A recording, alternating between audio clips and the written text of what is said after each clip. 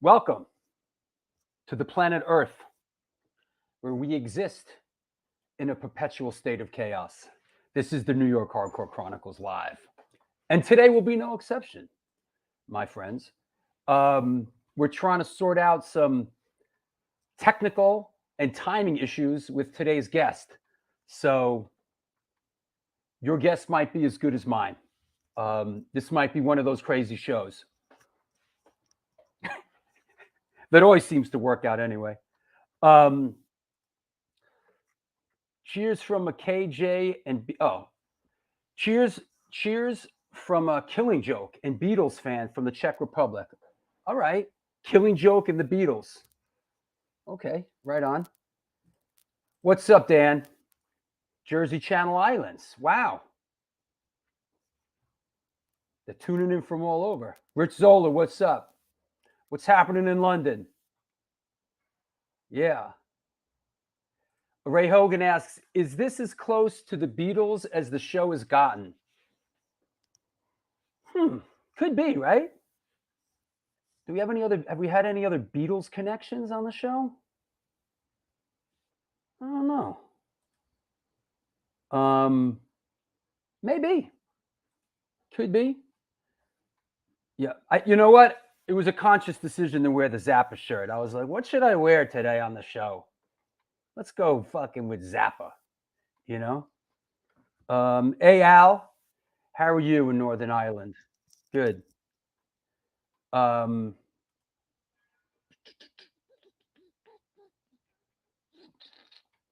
Yeah.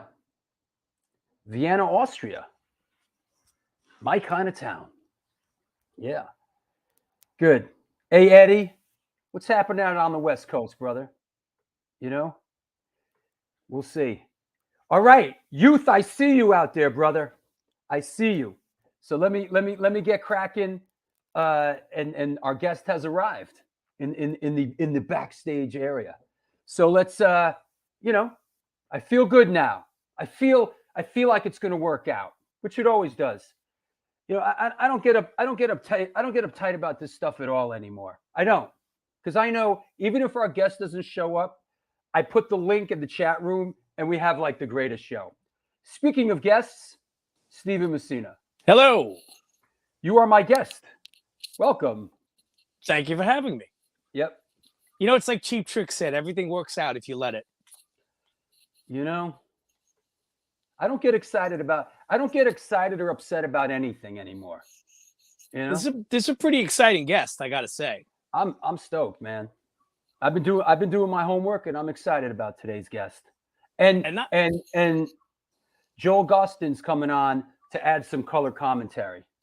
Nice. And there's actually a new Beatles song out there. How about that? I gotta ask. Which is crazy. I gotta ask.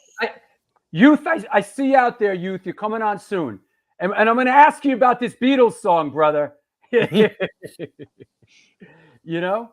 It's a very interesting song. We're going to talk about it. Yeah. What's interesting is the technology now has advanced to the point where they could actually do something with it, you know? Incredible. What and think about it. McCartney's on the new Rolling Stones album. I mean, there's so much happening right now in the universe. It's very cool. So let's look at one of your pictures. Sure. And photo of the day. Here we go. And you know, let's just cut straight to it here. You know, I know who this is, and I was at this show. Let's see if anybody out there can guess. Photo of the day. Anybody? Artist is square in the middle. You know, I'd say that Fender guitar he's playing is a bit of a giveaway. Anybody know who this is? Photo of the day. Come on now. Don't be shy. I was at this show. Is it Frampton? No. Close. Very close. I think Frampton and this guy are from the same clan. You know? They share the same hairline. I'll give you a hint. He did an album with McCartney not too long ago. Is that right? Called Run Devil Run.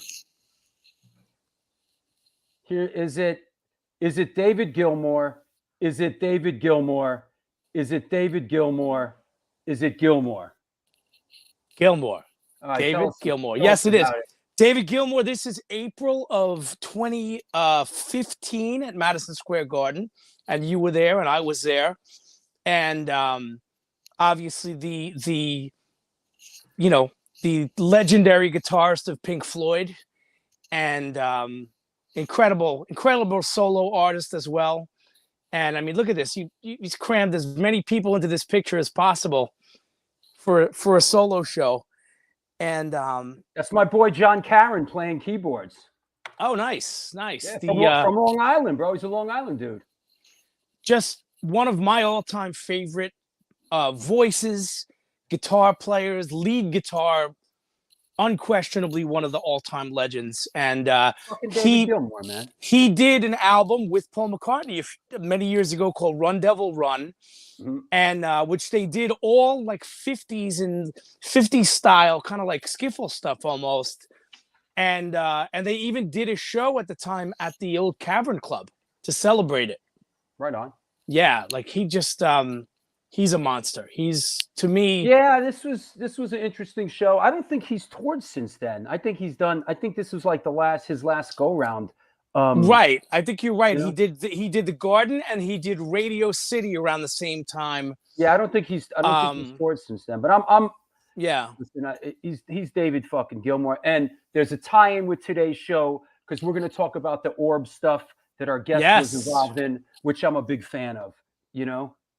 Yes, absolutely. Comfortably Numb, absolutely. Top 5 solos. And yes, a Strat master. Although I can't, I guess that's a Strat he's playing. I thought it looked a little like a Telecaster. I guess it was a Strat, you know?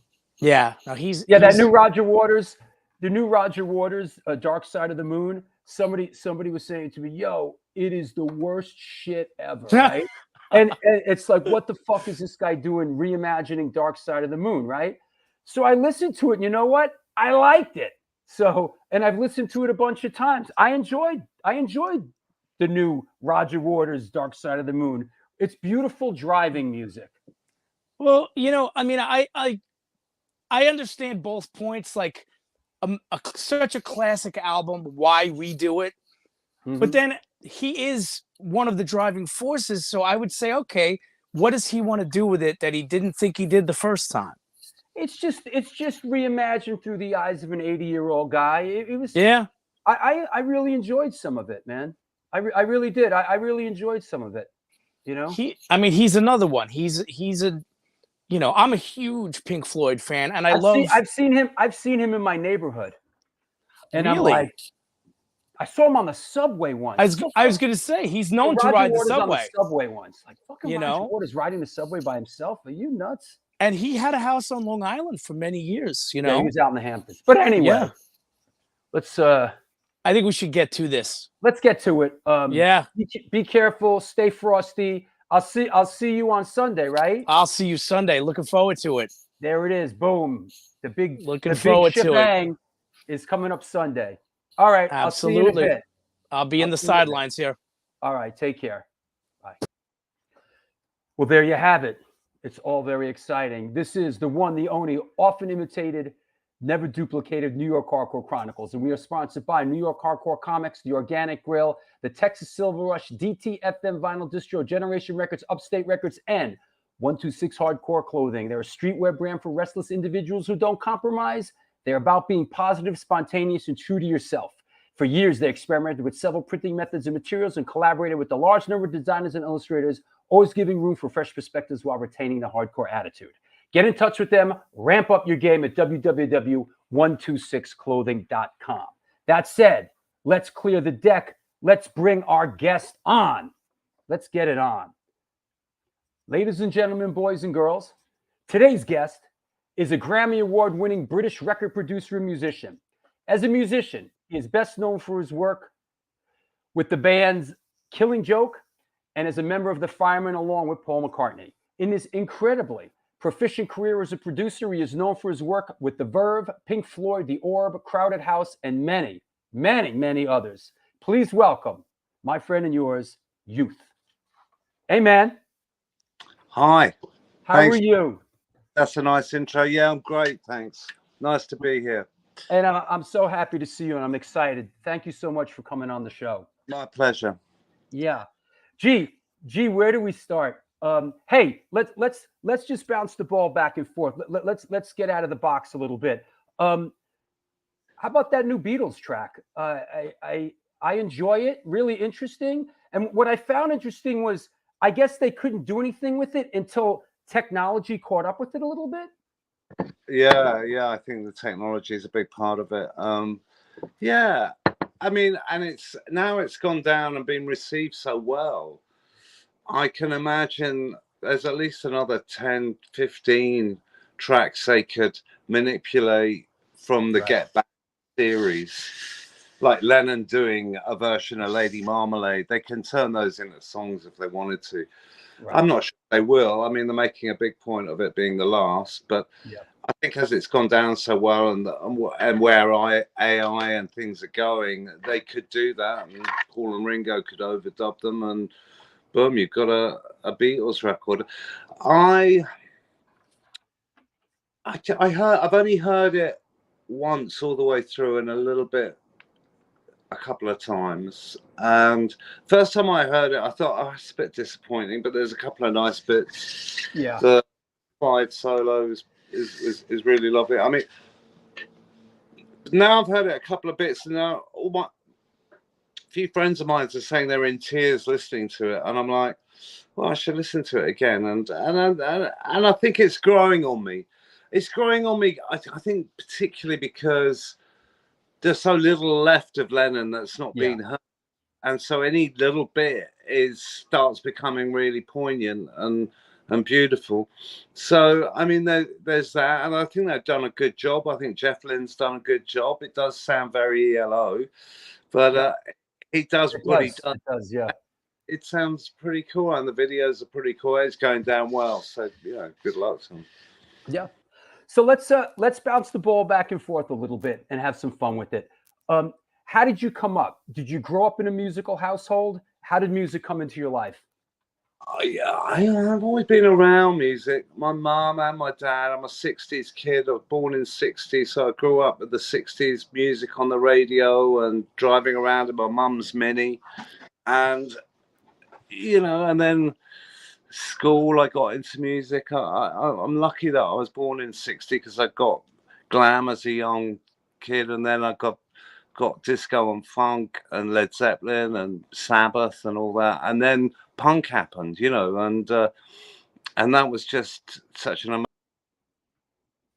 place to be as a young teenager, and gave me tons of opportunities. So, and since then, I've just been obsessed with music. I'm an obsessive. Before I was into music, I was into train spotting, collecting the numbers on the train engines as they go by and crossing them off a book.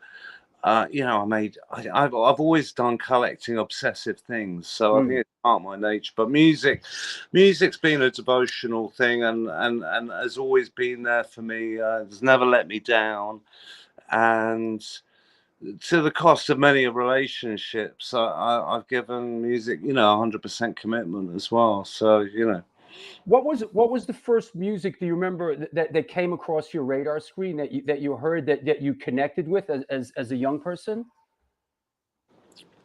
Before I was, when I was about 4 or 5, my mum listened to 60s pop on the radio. When Radio 1 came out in the UK, 65, 66, that was on all the time. So it was that banal pop that was around in the 60s that I love now, like Sugar Sugar, Archie's, things like that.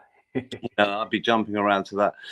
I think the one thing that really connected was when my father brought home Sgt. Pepper's in '66, and the sleeve and the sound of it just created a whole other world. Yeah. And then the first record I actually bought with my own money was David Essex Rock On, which was a bit more expressive, really, and sort of progressive in many ways. But it was immediately followed by T-Rex, and first album was Slider. Yeah. And I was well into T-Rex, Bowie, glam, the Sweet, everything like that. Yeah, we get that a lot. I'm in New York City. I grew up in New York City. Yeah. We've got American listeners, we've got listeners over there, and I've said it a bunch of times on the show. There's a couple bands that over here are a bit foreign to us, like Sweet and Slade, and yet they were incredibly influential over there. Yeah. Well, Slade actually spent a couple of years trying to break America, and then as a result of spending so much time there, they kind of blew it when they came back to the UK. America has interesting tastes. Some things you'd never expect to blow up here would blow up big there, and vice versa. But and vice versa, yeah. Glam was things move slower in America because it's such a big country, and so. Even I mean, of course, music, American cultural music, from Billie Holiday and jazz and blues beyond to the 60s, and has always obsessed me. Always seemed really exotic, and then I was quite into the whole 70s New York scene, Patti Smith, Suicide, things like that. When punk happened, that was a big sort of touchstone for British punk, and the Dolls, and the Dolls. Yes. Did you gravitate to playing a musical instrument as a young child? I mean, and why bass? What brought you to the bass? I don't know. My whole life is a sort of liturgy of jilts and mistakes. Really. I started learning to play trombone, French horn when I was about 11, 12 at a school I was going to in Kilburn, St Augustine's. Started to learn to read. Eventually graduated onto piano. I didn't really like the academic side of it. I ended up having a chemistry teacher who I did a deal with, where he taught me how to play guitar if I played at his Christian folk meetings. So I do that on a Sunday. Learned to write songs immediately, went back to my piano teacher. He showed me how to play the chords I'd learned on guitar and piano, started writing on the piano. I mean, I've always been a creator. I've always been writing, writing word go. I was at a boarding school when I was about 14, 15 with Guy Pratt, who subsequently played for of course 35 years. Well, Guy Pratt was in the Dream Syndicate? I think he may have done some sessions on that. Okay. The Dream Academy. Excuse me, my bad. Dream Academy, right? He'd been in an Aussie band. The name escapes me. Very Ferry. But I don't know. He managed to blag the bass player gig after Roger left, when they started touring again in the 80s, when he was very young. He's stayed with them ever since, even though he's a hired gun. He's not part of the band, but he's played with the band for many years. Yeah, I've seen them with him. Yeah, and then also Alex Patterson from the Orb was at the same school. So we had a bond with music there, but when I was at that school, that really catapulted me into music, because it was a window to the world. But at that time, it was still very much, I was obsessed with Led Zeppelin, actually. That was my go-to, and Floyd. And then as I left school at 15, 16, I got into disco and black music and reggae and dub.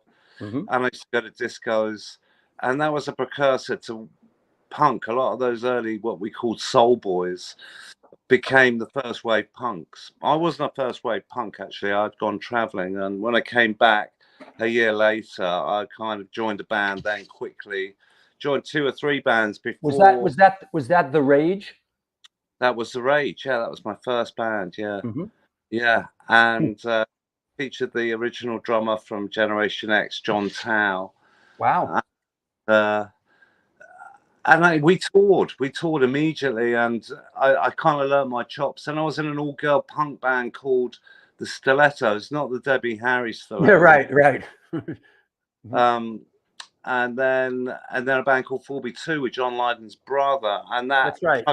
To John Lydon as he was. That was one of the lads, you guys. That was right. The first single when I was still 17, I think. And that for me hanging out with Lydon and Gunter Grove, but as he was forming Pill, and at the same time, I'd just become a founder member of Killing Joke, which was my first serious band.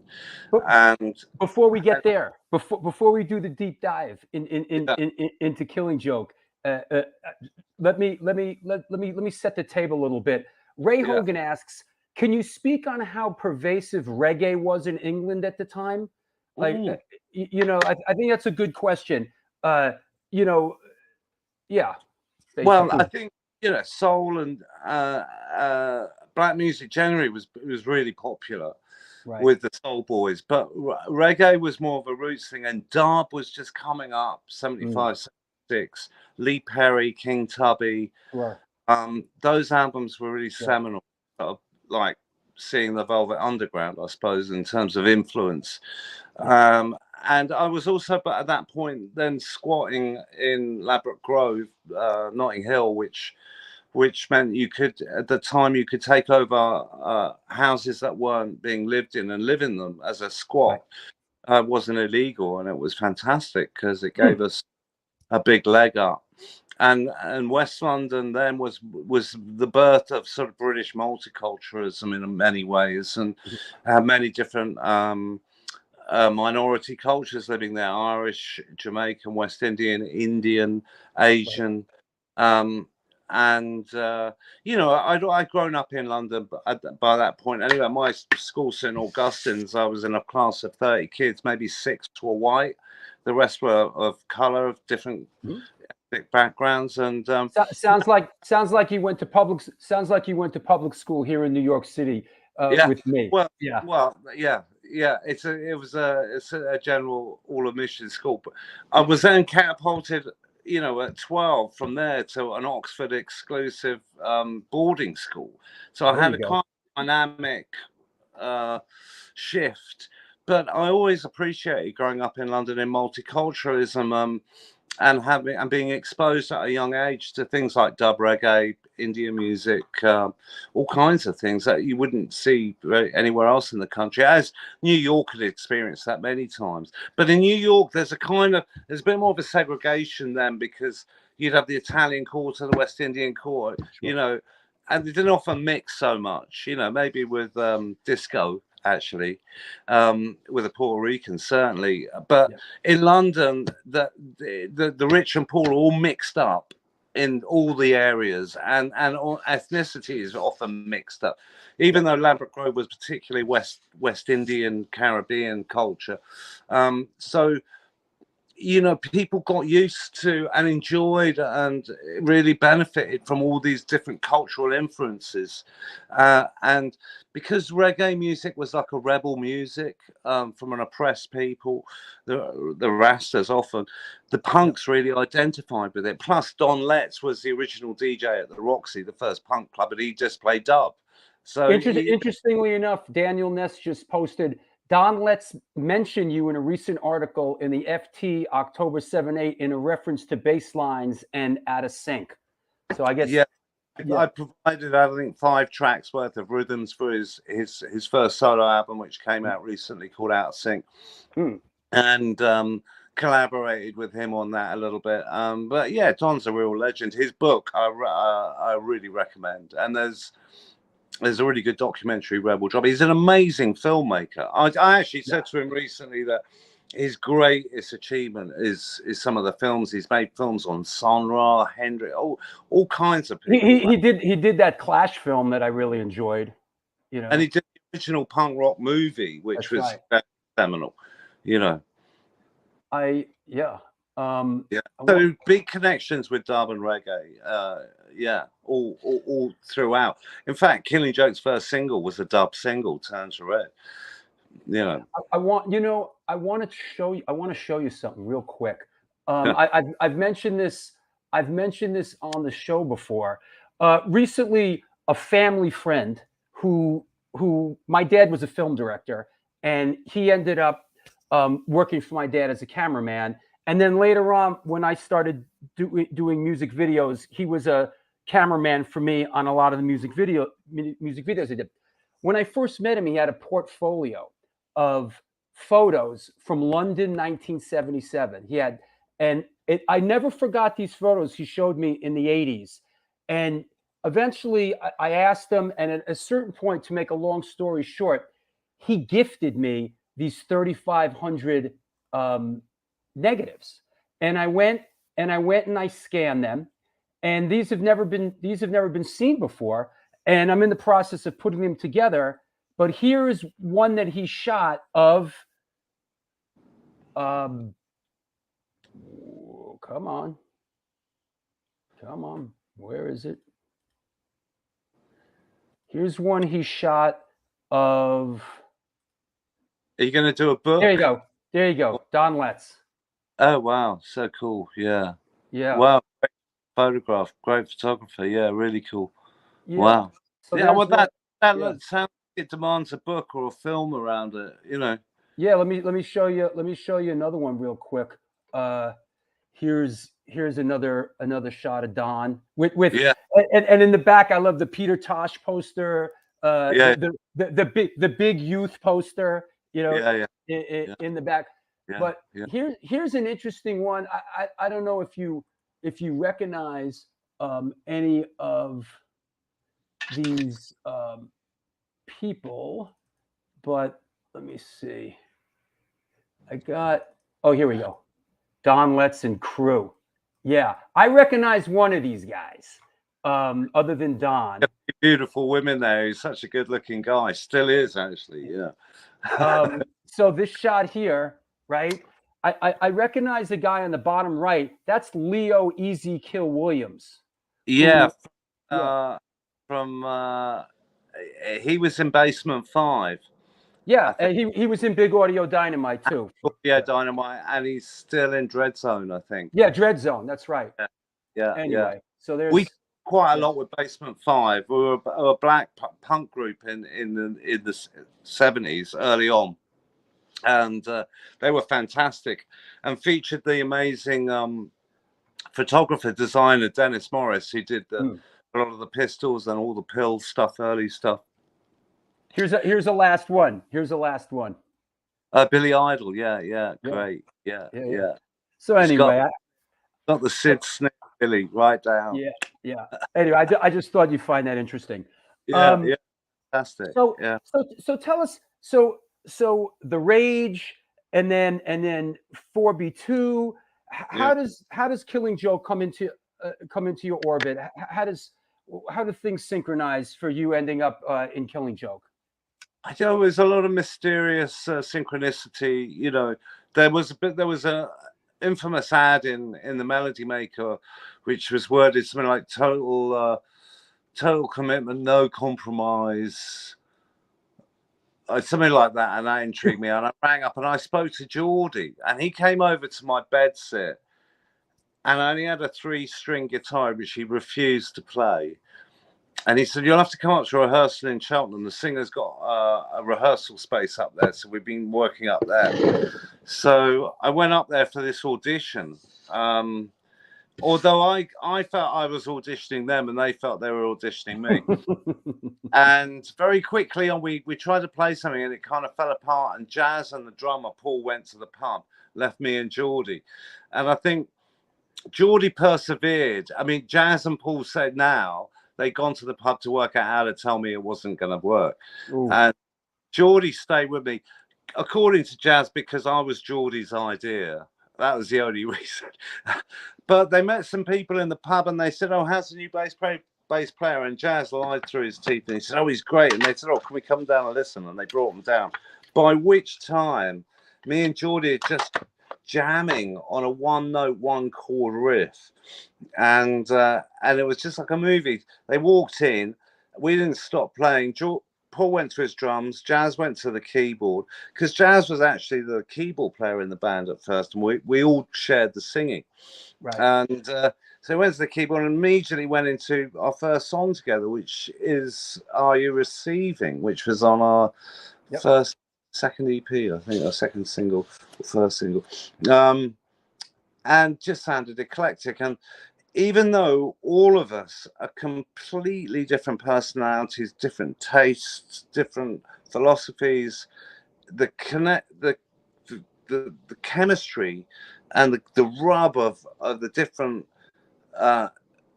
people, egos involved was just incendiary and just was explosive straight away.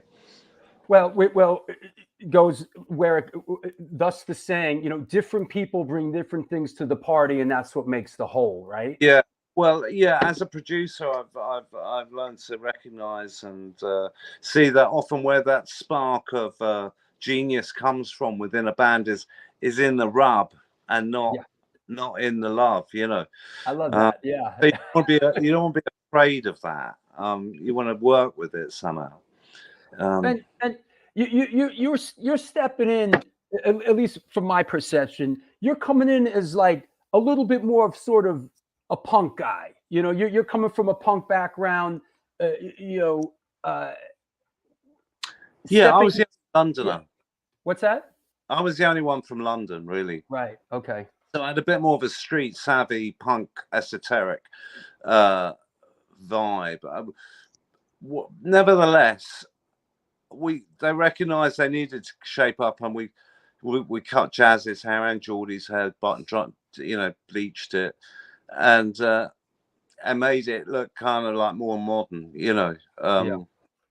But we never considered ourselves punk, and I don't think any other punk bands did. That was a comedian. Yeah. But we certainly applied it, you know. You know, very interesting in retrospect. You know, some of the bands that they, in lack of a better term, labeled punk, whether it was Elvis Costello or Tom Petty. You know. Yeah, and the new wave thing. I mean, you know, none of us like labels, but you know how corporations sell it is a media report is like that. Well, we made it kind of. We've always kind of been very genre blind. I mean, early on we're mixing up dub and disco. No punk bands were doing that really, and we were doing things a little bit different. We were bringing in metal influences, funk, all kinds of things. Yeah. So we've always been quite arrogant in where we wanted to take it. Well, we're never. The problem with punk is that very quickly it became a pastiche of itself, and people following it looked like kind of a comedy act trying to interpret it. And for me, punk was always about doing what you want to do, not conforming to what is, you know, whether that's, you know, including punk, you know. So what I found really refreshing was post-punk became much more interesting.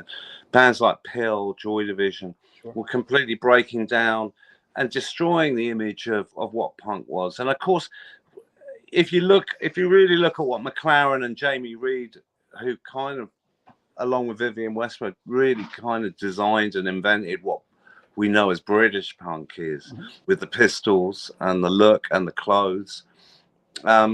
That was so pure in a way. And I just finished reading McLaren's, not McLaren's, but a book about the making of the Rock and Roll Swindle movie McLaren made after the band had split up. The whole thing with Ronnie Biggs and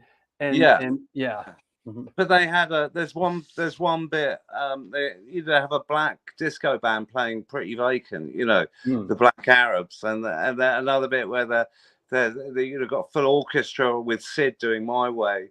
You know, the Sid tracks are phenomenal, I think, and the whole thing's phenomenal because what McLaren was doing was destroying the myth of the Beatles. He was being very pure to his situationist, existentialist philosophies of creating a myth, blowing it up and destroying it, and as a result of that, you know, continued the lineage of that and a subversive art that goes, you know, through the KLF to Banksy, you know, although Banksy keeps, you know, he hasn't really destroyed his mythology yet, but you know, but it was a very brave thing to do. That's what that movie did. It really just blew it apart.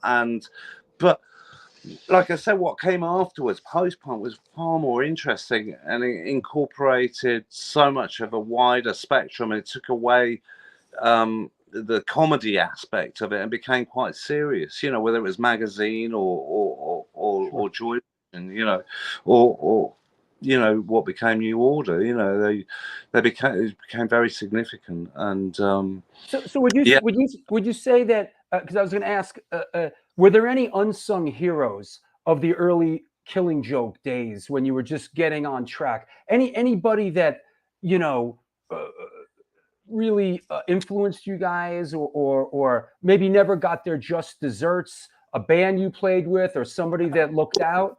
Many innovative pioneers that never got the kudos and credit they should have. One of which immediately springs to mind is Mark Stewart and the pop group, or Mark Stewart and the Mafia, who was really radical artist. And I ended up collaborating with him on an album about 10 years ago called The Politics of Envy. That's phenomenal. And even then, he was really ahead of the curve, where he was taking his philosophy from, not just musically, but politically. Just incredible artist. And even though he became a huge influential artist and a legend, he never had the sort of commercial success that he should have, you know. But a lot of those post-punk bands, whether it was like the Slits, the Raincoats, the Delta 5, they burn bright, and then they kind of disappear. The Raincoats are still going on. I worked with Gina Birch recently. That was a joy. The artist Vivian Goldman, I worked with her a few years ago, who was a Sounds Enemy writer back then, and did some incredibly significant records. John Lydon produced one, and Sherwood, Private Armies, and Laundrette, and never really kind of broke through. And she's still got so much to say. And they're starting to get their cultural kudos and provenance now, actually, because people recognize just how pioneering they were, in the same way as Patti Smith was in her way in New York. And, you know, they were poets and working right on the edge, you know, and became hugely significant and inspirational and inspiring to many, many subsequent generations, you know. Got it. Just kind of bouncing around just a little bit. This I know there was a 7-inch, but this is Michael Cole's cover, correct? Yeah, Mike Cole's vandalizing an amazing photograph by Don McCullen, who was a really famous war photographer. And it's originally was a picture of the troubles in Northern Ireland, which seemed totally unsolvable at the time, but they've enjoyed 25 years of peace now. Israel and Palestine could learn a lot from how they managed to do that, and find the equity involved to create that peace. Not that I want to get political, but what Mike Coles did, who's a genius, still does our sleeves today, and from the very beginning, was create a collage and a design where he added the graffiti and Xeroxed it to make it stark and black and white, and made that iconic image. And Don, to his eternal credit, he's now done landscape photography for 20 years or so as a healing thing from all his war reportage, but he never sued us or stopped us from doing it. So hats off to him for that. Do you feel, could you impart on us any recollections about the recording process for this? Anything that stands out all these years later? Yeah, well, yeah, I can remember it vividly. I mean, we'd done a couple of singles with, which we self-produced in a tiny little studio in Soho called Gooseberry, which I'd used with the 4B2s. And I used the same engineer, Mark Lissardi, who'd been trained up by Dennis Pavelli, was a dub head. So he got. But as we started writing the album and developing it, we realized it wasn't going to just be dub influences. We needed a big sound, so we needed a bigger studio. So we checked a few out and settled on one called Marquee Studios, which was in Wardour Street in Soho, around the corner from Gooseberry, above the legendary Marquee Club. Sure. And great, because 5 nights a week, me and Geordie could pop down and see 2 or 3 bands playing there and go back up and do the overdubs. And we worked with an amazing engineer called Phil Harding, who was an in-house engineer, been there about 5 years, young guy. And he did a very good job of trying to make sense and referee the band, who were actually producing.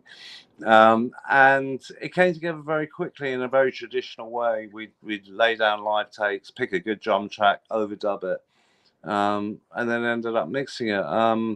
Phil, I then later met working for Pete Waterman, PW1, who was a huge pop producer in the 80s in the UK, doing well, the record I loved what he did that got me working with him was You Spin Me Right Round by Dead or Alive. Dead or Alive. But he also was not while we were working with him at the time, but he went on to do I'm So Lucky with Kylie Minogue and Steps and some particularly awful, banal pop. And he was already doing.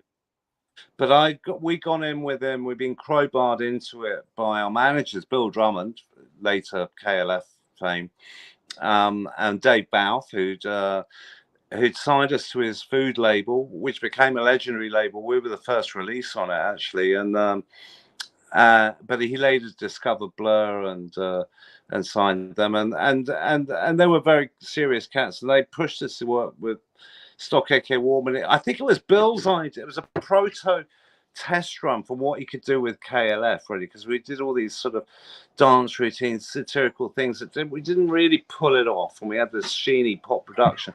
But both me and Jimmy learned a wealth of information about how they made records then.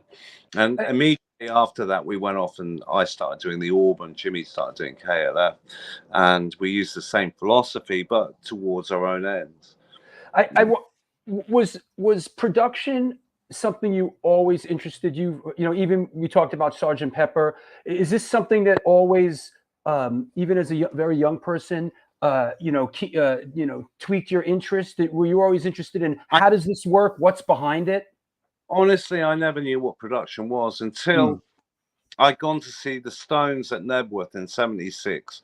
Oh, there you go. With Guy Pratt. We'd been on holiday with his family and his mum in Holyhead, sailing little dinghy sailboats.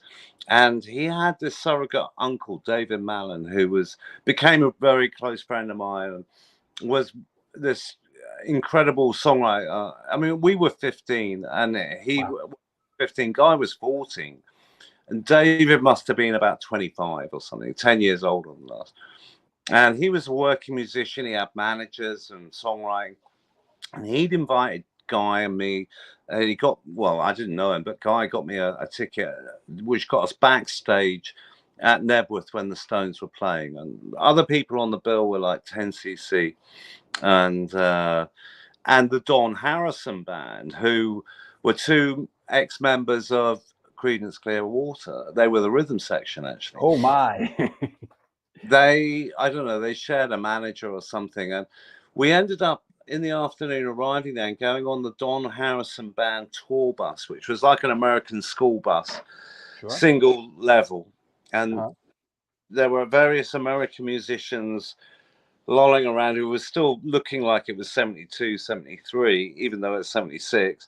Right. And even me and Guy were looking very 73, really. We hadn't really embraced punk at that point, or anything like that. I don't think punk had actually happened then, and they were playing She's Gone by Hall & Oates on the bus hi-fi. And me and Guy sort of sloped in, sat down, and just paid a lot of attention to what was going on.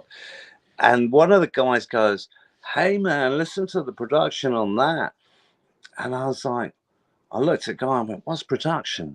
And Guy went, "Oh, that," And I thought, wow. Which is as good a description of what it is as I've ever heard, I think. But that's great that you remember a moment like that. That's fantastic. Yeah, that's right. No, it was pivotal for me because then I started paying attention to what production was, and it wasn't that long afterwards that I got into Lee Perry, who was essentially a producer. Lee Scratch Perry, of course, yeah. Processing and what him and King Tubby were doing was taking the studio and the mixing desk and deconstructing the music into this abstract decoding, completely destroying it and recreating something completely different out of it. That was mind-blowing for us. I mean, coincided with me getting into smoking weed and stuff like that, so it just made total sense. And that's informed what I've done ever since as a producer. Really, I've just pretended to be Lee Perry. Really, I recently, in fact, last week, I did. A friend gave me a copy of Abandoned Luncheonette, and I was like, "Wow, listen to this! It just blew me away." And I did a DJ mix on my Mixcloud of called "She's Gone" Cosmic Dub, and I've just again deconstructed "She's Gone" into my favorite bits and dubbed them up and put Jim Morrison over it and added loads of different weird beats, and that was a great joy to do because it was so significant for me in my journey. It was great to revisit it, and and I think in many ways the production skills. And when I was listening to Sergeant Pepper's, I think what I was responding to, and certainly what pulled me in, was the production of it, which was just sublime, and it was like taking virtual LSD for a kid. And that's really what's engaged me and excited me. I mean, when I left school, I actually was doing quite a lot of art, and my art teacher wrote me a good letter. I got accepted to Wimbledon Art School, and I was going to go into art, and I thought, gosh, music's all been done. I'm never going to be Bob Dylan. I'm never going to be Jimmy Page. But art works way ahead of music generally, and I thought there was a bigger opportunity to do things, and I thought with music it had all been done, and then punk happened, and I didn't go to art school. I joined the Rage and went on tour, and never making art. I still do a lot of art, and it's the artistic side of what I like you can do with music is. I suppose it's similar to abstract expressionism, especially dub, where you're really taking maybe the basis of the work as an idea of a representation of something, and then completely destroying it and deconstructing it into something completely else. And nobody really knows where that's going to go, and that's very exciting for me, I think. And it's still often we use when I'm co-writing or collaborating with artists, I use a lot of deconstruction methods like that. I use Burroughs Ginsberg techniques, cutting up lyrics, and I work with the tarot and augury quite a lot to get these random encounters in that go beyond what I think I'd want to do, to create work that surprises me, really. I mean, that's what I want.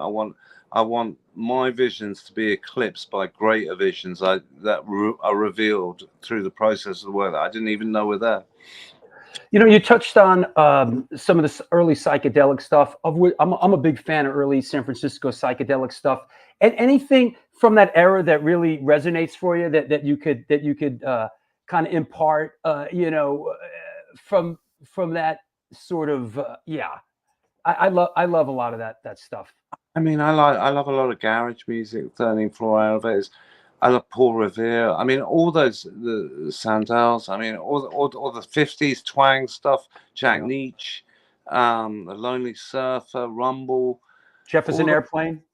Jefferson Airplane. I've never really listened to some of theirs, but I do enjoy White Rabbit when it comes on occasionally. The Dead, I've worked really hard at trying to get my head around the Dead.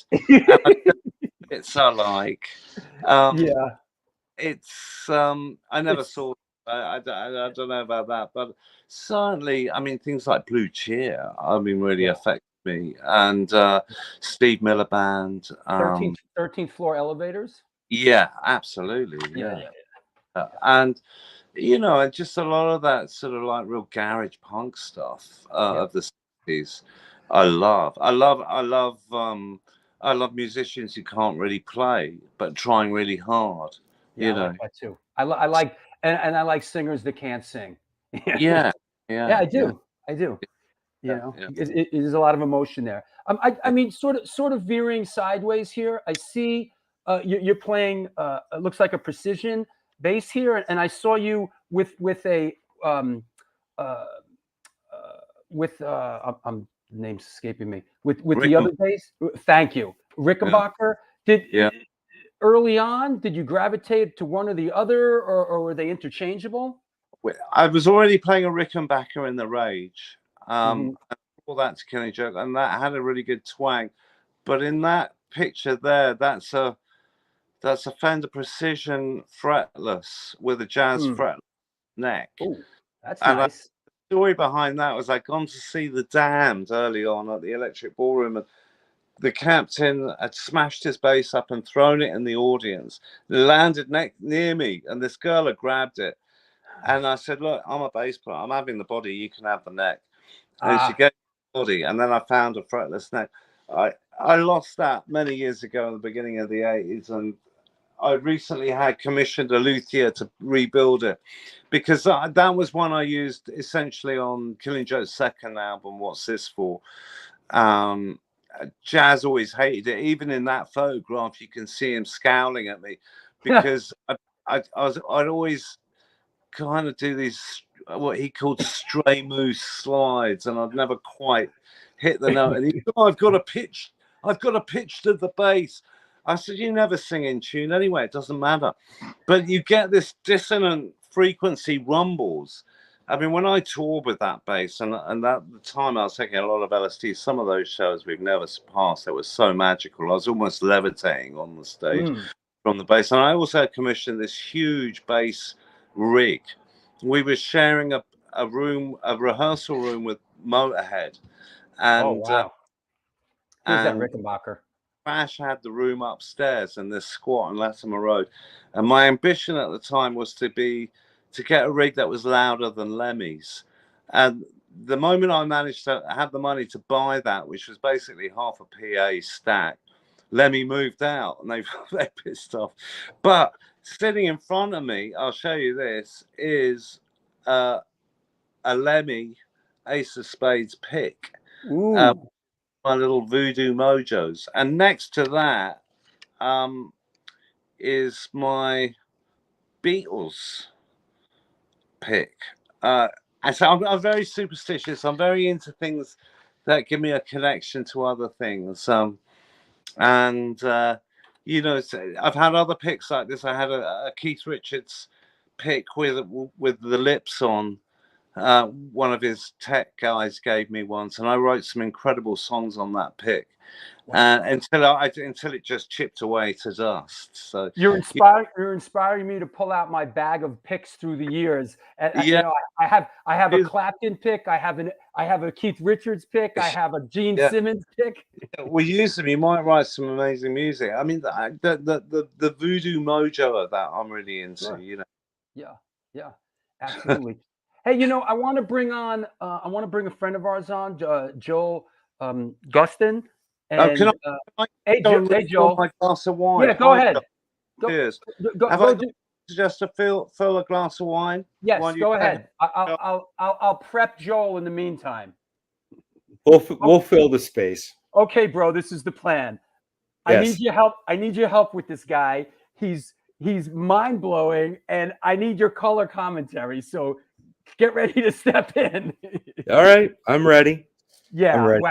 Wow, what a gem, man. What a gem. Yeah. Absolutely. And this is, no matter how long this episode ends up being, it could be a 5-hour episode. It's always going to be the tip of the iceberg, man. Yeah, for sure. And hey, I know I'm thrilled that you're coming on. I know you're an incredibly knowledgeable Killing Joke historian, and you know, I mean, just an all-around music archaeologist. But you know, I'm glad you're here. Yeah, it's a pleasure being here. I haven't talked to you for a couple of years. This is nice. Yeah, and I want to thank Paul Stone for connecting me. He connected us with Giz Butt from the last show, and he connected me with Youth for this show. And you know, doing my homework, I'm just like, holy shit, you know.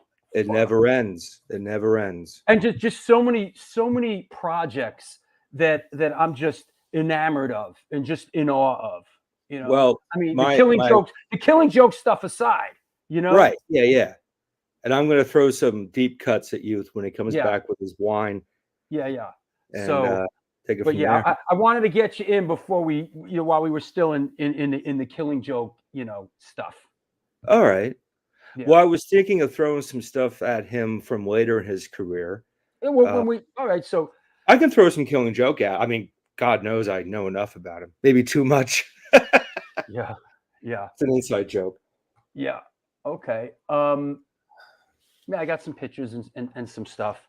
Yeah, we just got through the first record, and I'm looking forward to getting to the Pandemonium stuff because I know Wow. that they did some recording in the Great Pyramid in Giza. Well, I'll tell you what. Why don't I throw some things at him, non-Killing Joke related, and then, well, I have one thing to throw at him, Killing Joke related, and then you guys can dive back in the pool. Okay, sure. Does that work? Yeah. Let's bring him back on. Hey, Dread. Hey. Hey. Oh, then far away, Joel. It's been a minute, man. Good to see you. Yeah, man. How are you? Doing all right, man. Just getting on with it as one does. Yeah. But yeah, let me throw a couple of I guess we can say deep cuts your way from your adventures. The first one is we're going to talk about these collaborators and interesting people you've worked with. We got to talk about Zodiac. Yeah, I mean, Zodiac, he's the real deal.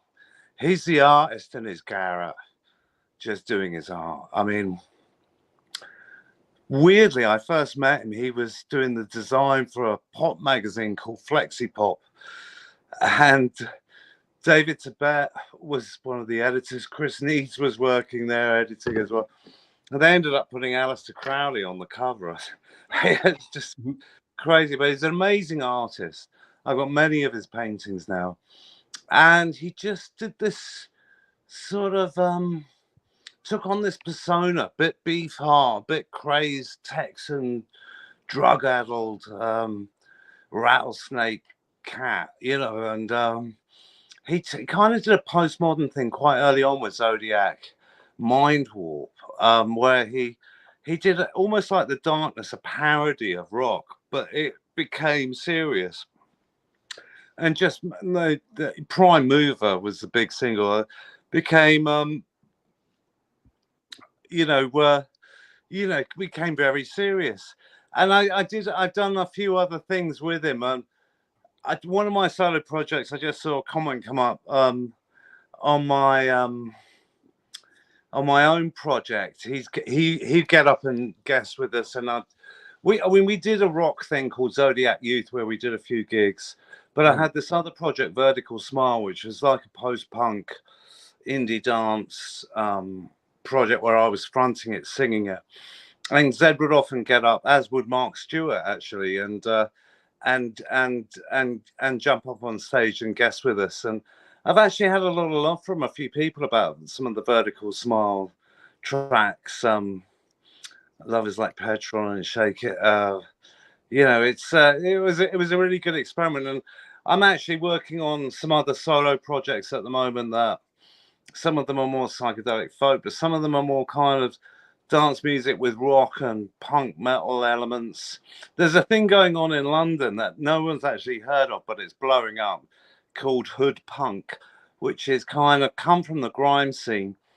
And it's kind of like rappers, black rappers generally, over grime beats, but with punk, speed punk and metal elements, which comes out a little bit like Rage meets The Prodigy or something, Wow. but in a modern aesthetic. It's pretty crazy stuff. So I'm making some things like that right at the moment. I'm experimenting with that. It also comes out very Killing Joke, weirdly.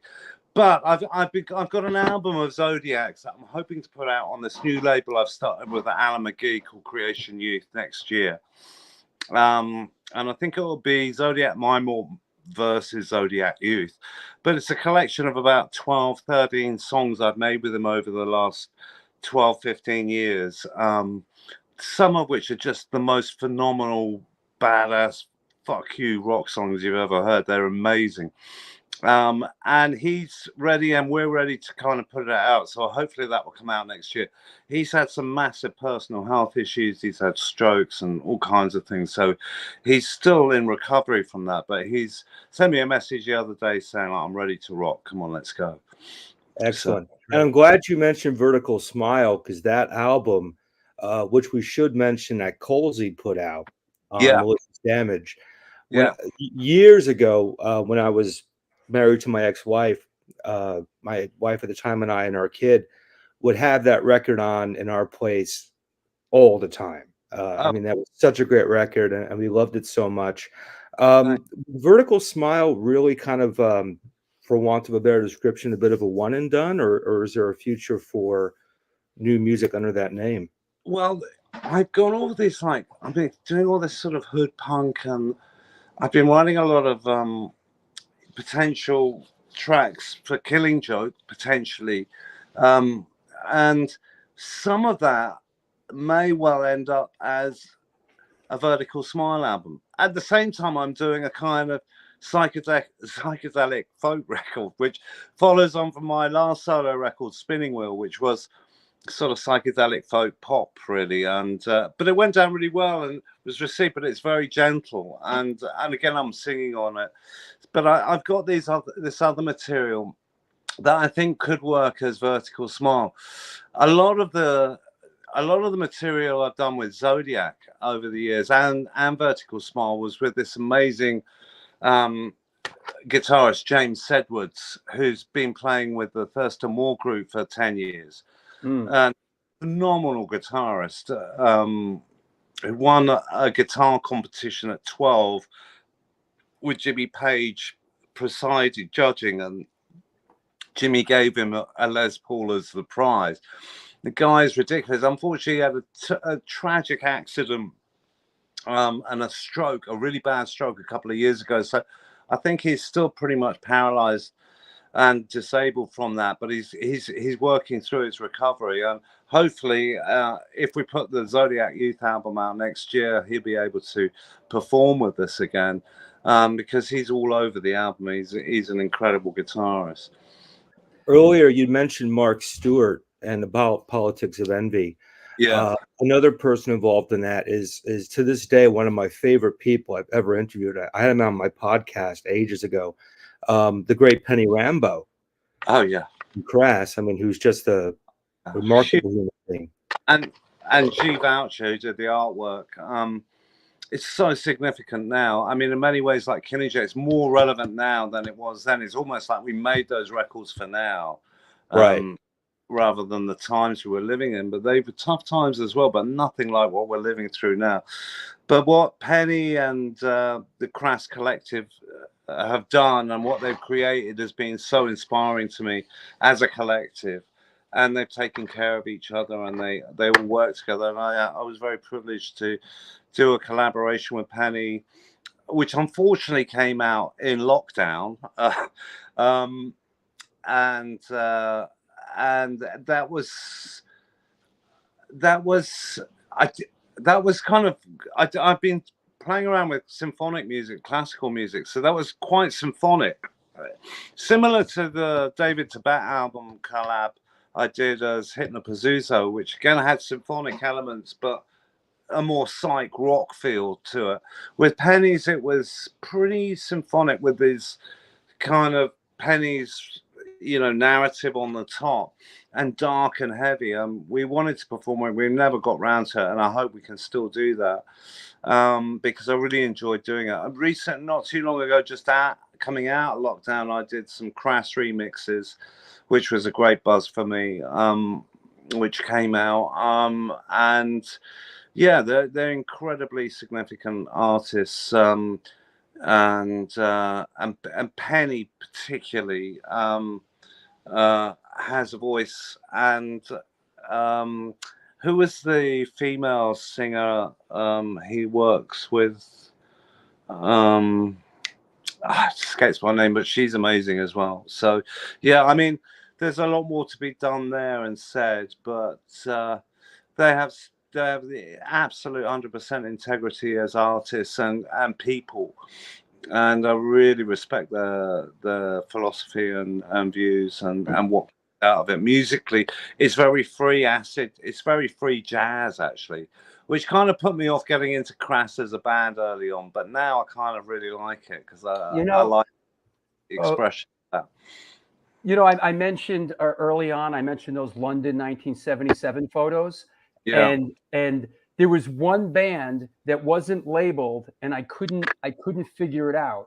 And I showed a friend of mine, Tony Barber, that was in the Buzzcocks for a minute. I said, "Who is? I cannot figure out who this band is." You know, and he took one look at it and he said, "That's Crass." Yeah, 1970. That's who I'm. The singer.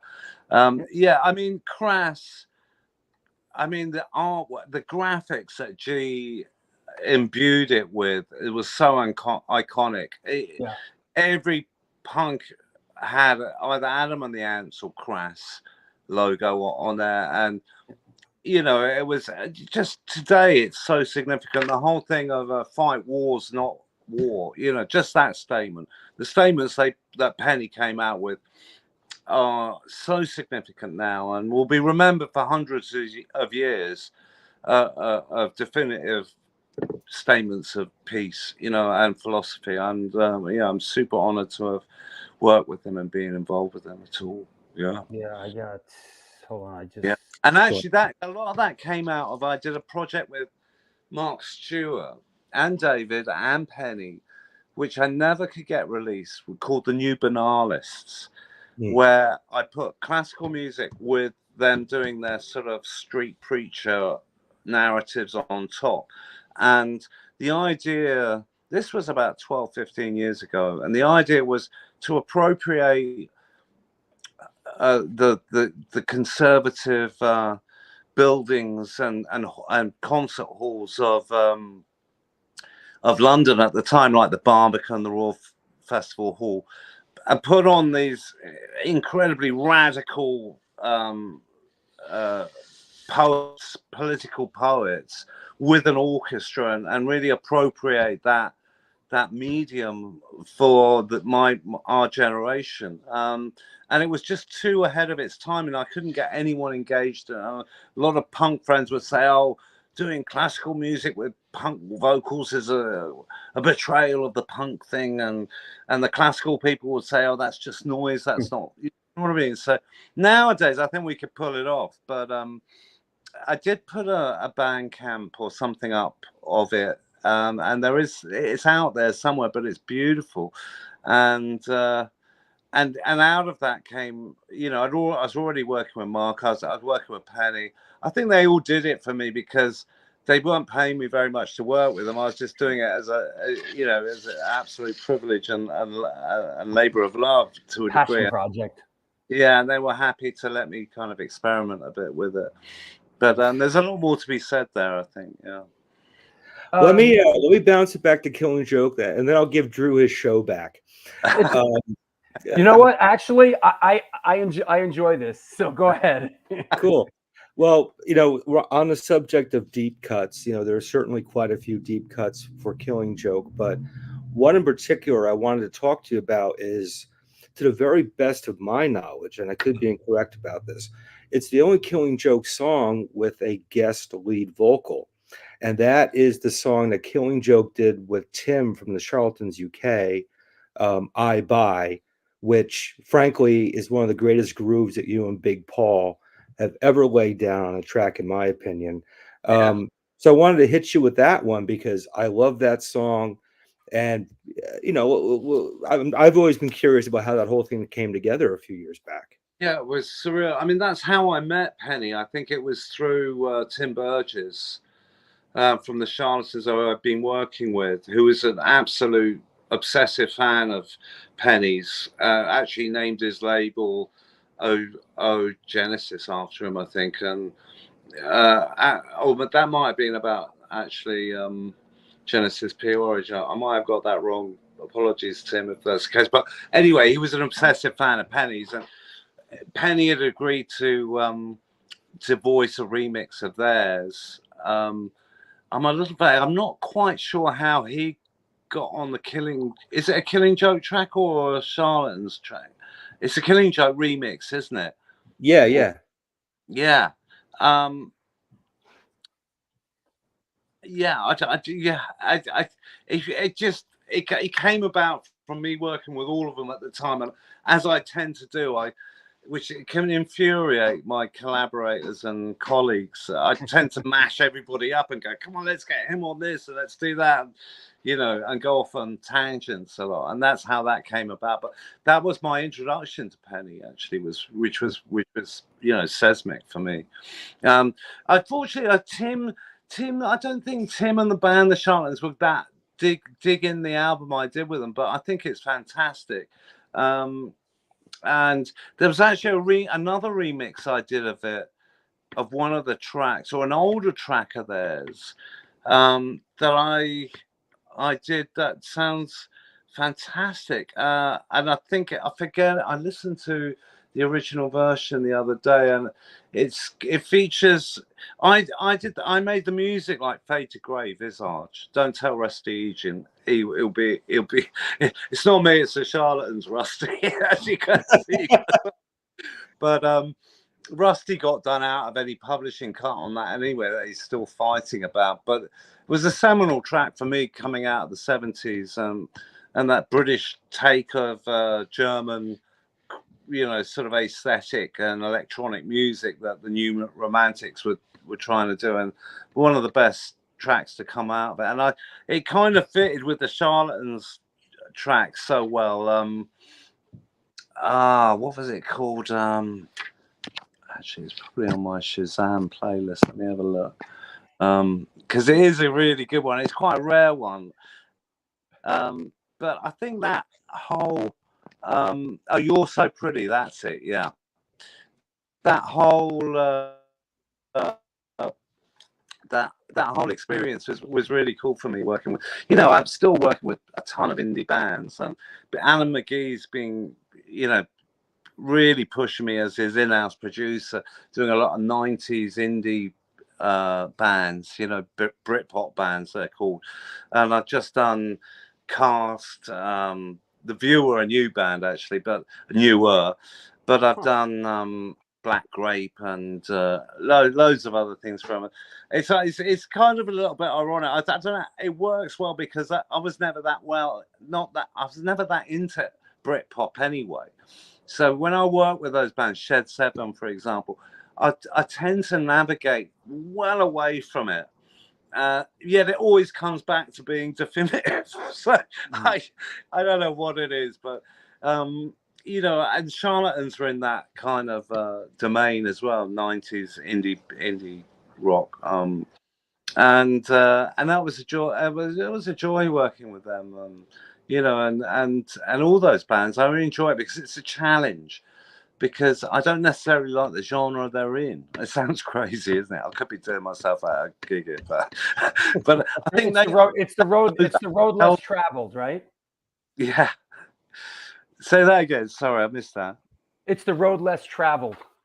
Yeah, well, that's what I'm interested in. I think punk again for me and dub was all about experimenting, and I almost went to art school, so I'm not quite Eno, but Eno is a huge influence on me because he experimented. He did things wrong. He did things you wouldn't do, like what he was doing as a producer with Talking Heads, and how he experimented on Busher Ghosts. I mean, those were seismic for me, and the whole ambient then went really deep with me when we were working with the Orb, and what became ambient house, But again, we're going off piece. We're not just I think that is the folk tradition. It's like Zeppelin taking blues riffs and turning them into Led Zepp 2, and it's the folk tradition.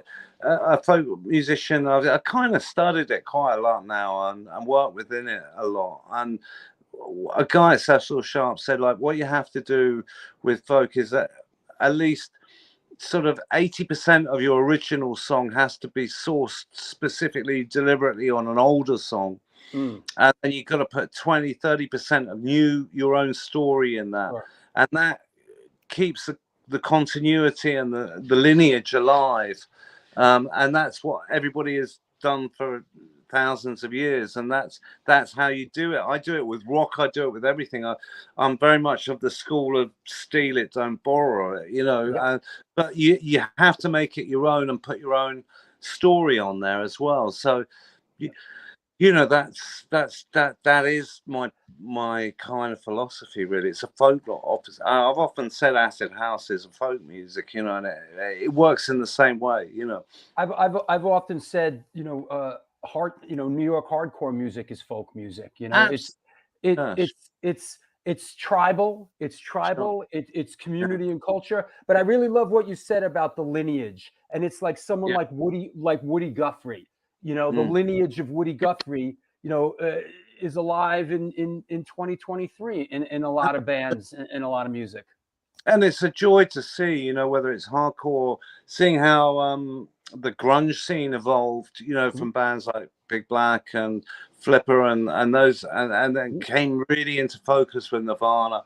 And what they were taking their influence from was Beatles to Zeppelin, you know, and combining this pop sensibility with this kind of hardcore metal punk thing, you know. And then you get bands like the Deftones and Slint going into post-rock. These things, it brings the train spotter out of me, the crate digger out of me, because I just love seeing, I'm in love with culture. I'm in love with the way people take their influences and create another influence, and then that becomes a scene, and that blows up and influences other people. And then there's the paradox of that, in that I don't want to be a member of a club that would have me. So once I'm a club and blown up, I don't want to know. I'll go somewhere else. You know? In hindsight, I think that's given me a lot of longevity, because I've never really milked what I was doing before, and I've just moved in a diametric tangent to it, whether it's dance music or classical music. Or Britpop, you know, I go different places, you know, and that brings out different things. Hey, I got to take a sponsor break, gentlemen. So let me get down to that. It'll be a couple of minutes, youth. Refill your glass. Joel, go and do what you got to do, and I'll see you back in a couple minutes. Okay. Can you believe it? This is the New York Hardcore Chronicles Live. Man, I have a great job, and thank you so much for supporting me. Let's do a word from our sponsors. Let's talk about some upcoming shows. And here we go. At 117 Main Street, Dobbs, Surrey, New York. I'm Debo the Pro with my homie Lee Farley. Welcome to the spot.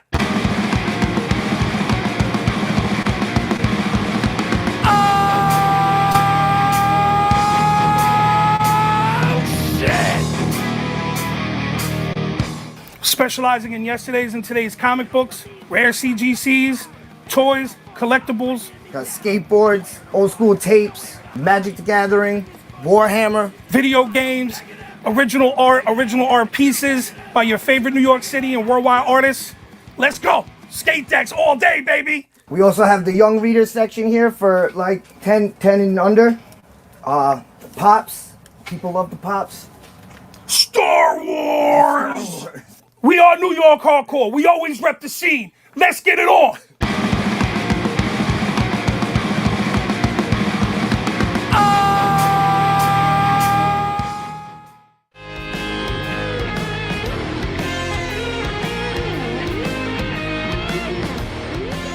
Will that be cash or in debt? Do you mean debit? Yes.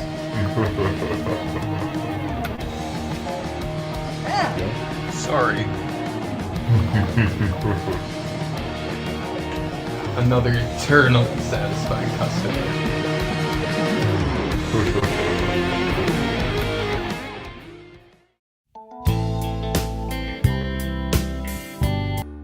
Hey guys, Vlad from Organic Grill. As you can see, we're in new location on West 3rd Street, right by Blue Note and Comedy Central.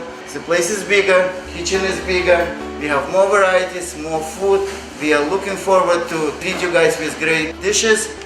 All Hardcore Chronicles, welcome to Organic Grill. We are going to serve all the events as we usually do, and we are happy to see you guys.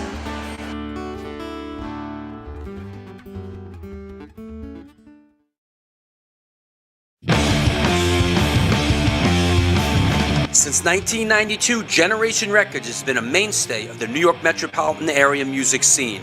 Today, they offer a diverse selection of new and used rock, jazz, indie, hip-hop, punk, hardcore, metal, blues, soundtrack, and reggae LPs, as well as t-shirts, posters, and other merchandise.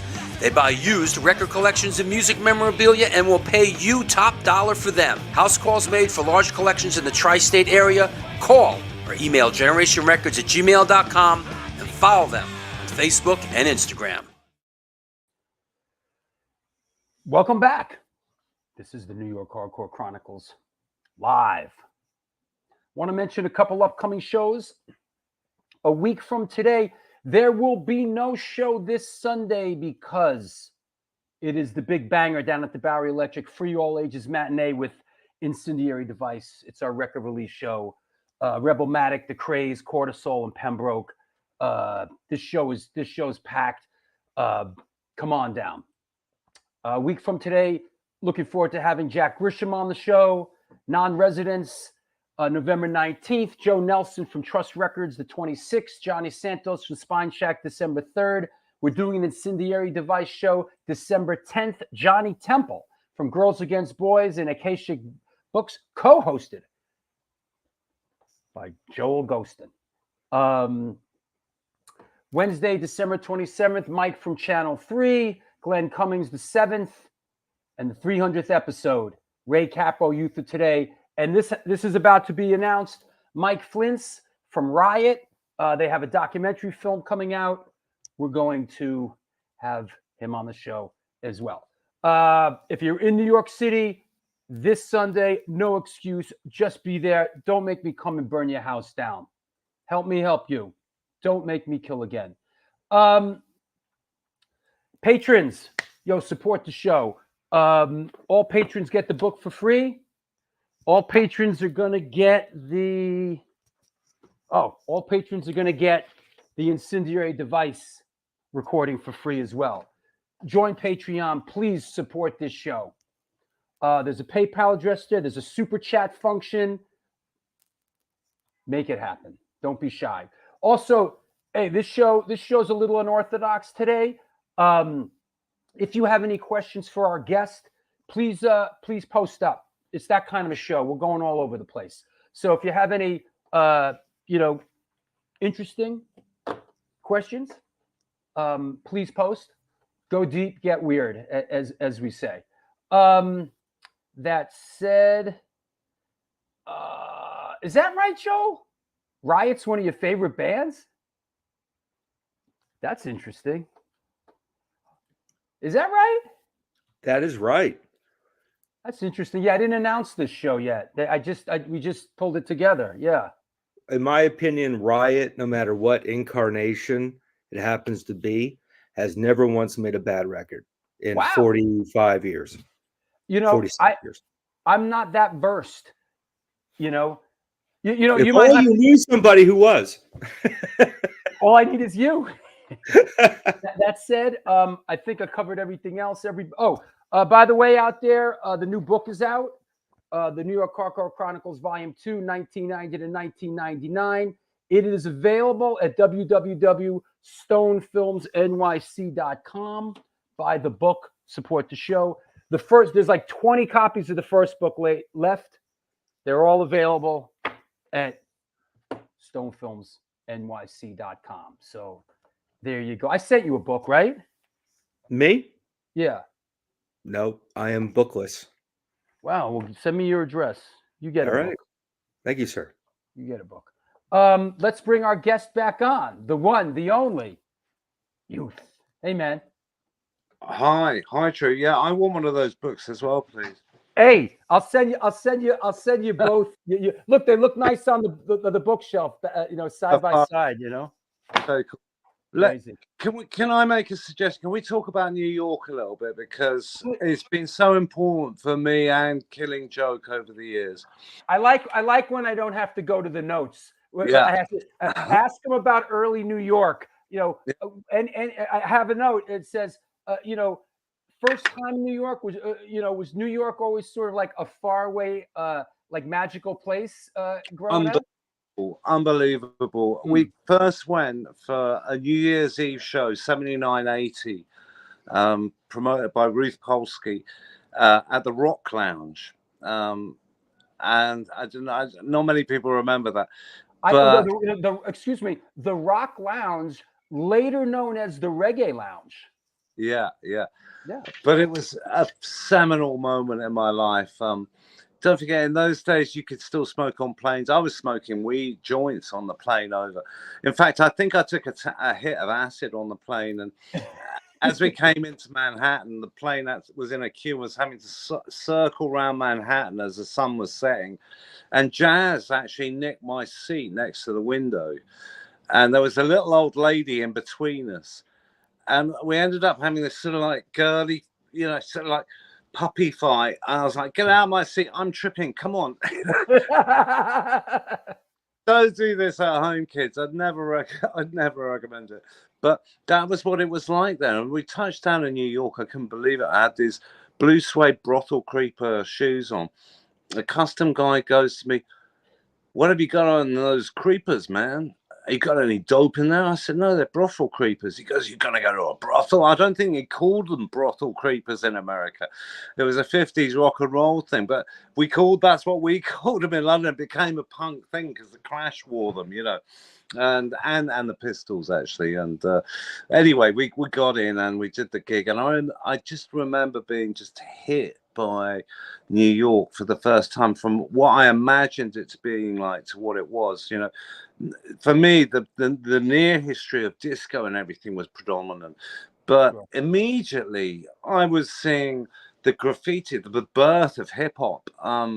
Was so incredible to be there. I remember seeing the Basquiat, Samo, shadowy figures he'd do in alleyways, and being scared by them and asking who did that, and there'd be Samo, and now I just think that's mind blowing that I saw that, and also, from that point on, I made some very good friends and connections, and we'll get invited back to DJ there, or Philly.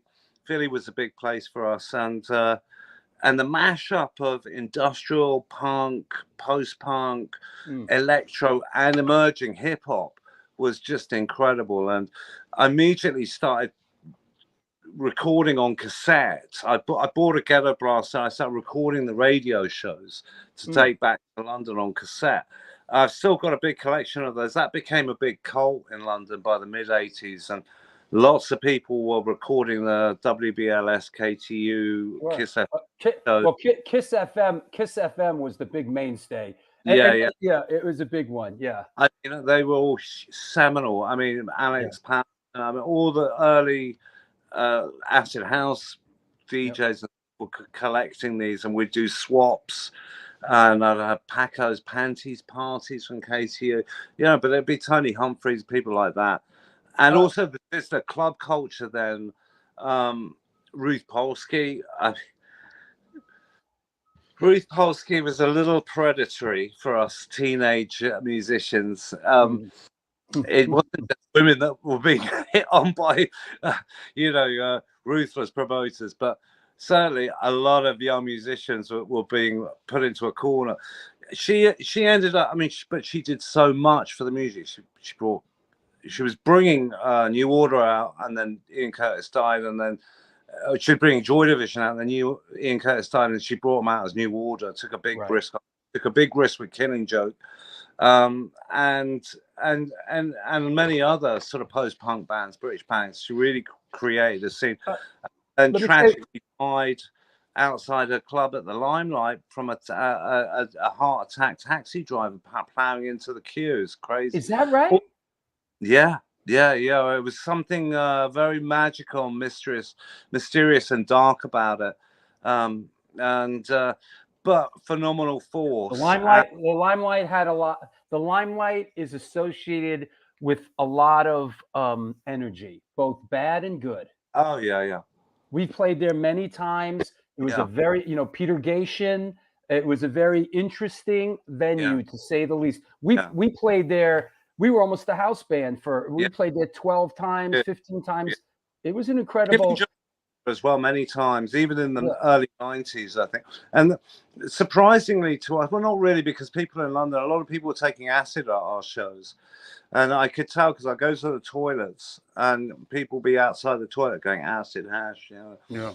And there was a lot of acid at those shows, and it created a very weird, magical realm. I remember the weirdest Limelight experience I remember having was some of these guys from High Times. I'd done an interview with High Times. This was early 90s. We're doing a Limelight show, and they turned up backstage at the Limelight with this multi-bong that took 4 people to carry it. I had about this is Limelight in New York City? Yeah. Yeah. And anyway, we took that, and then this other guy from California turned up with all this LSD. I remember taking some LSD and getting lost in the labyrinth of back rooms.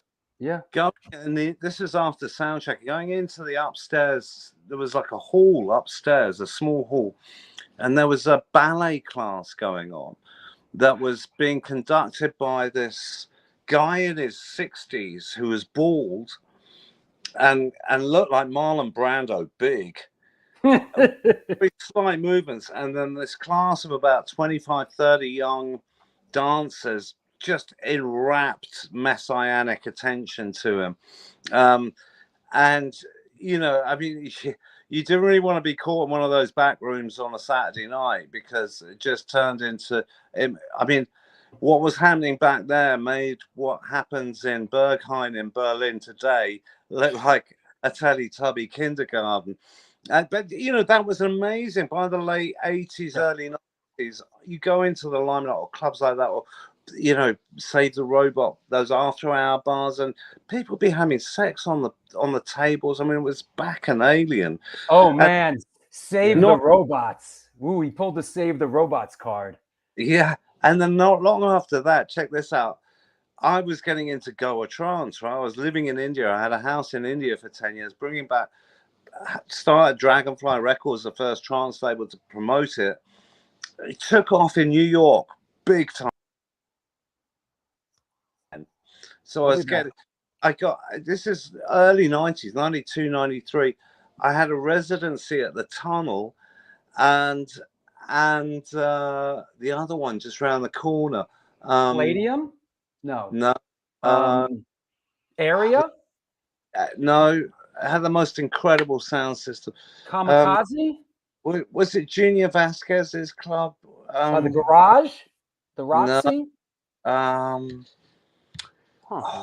Should remember that. But I would get booked to play between 5 a.m. and 7 a.m. And I get there at 4, and the place would be a bit quiet. And I'm going, what's going on, to the promoter?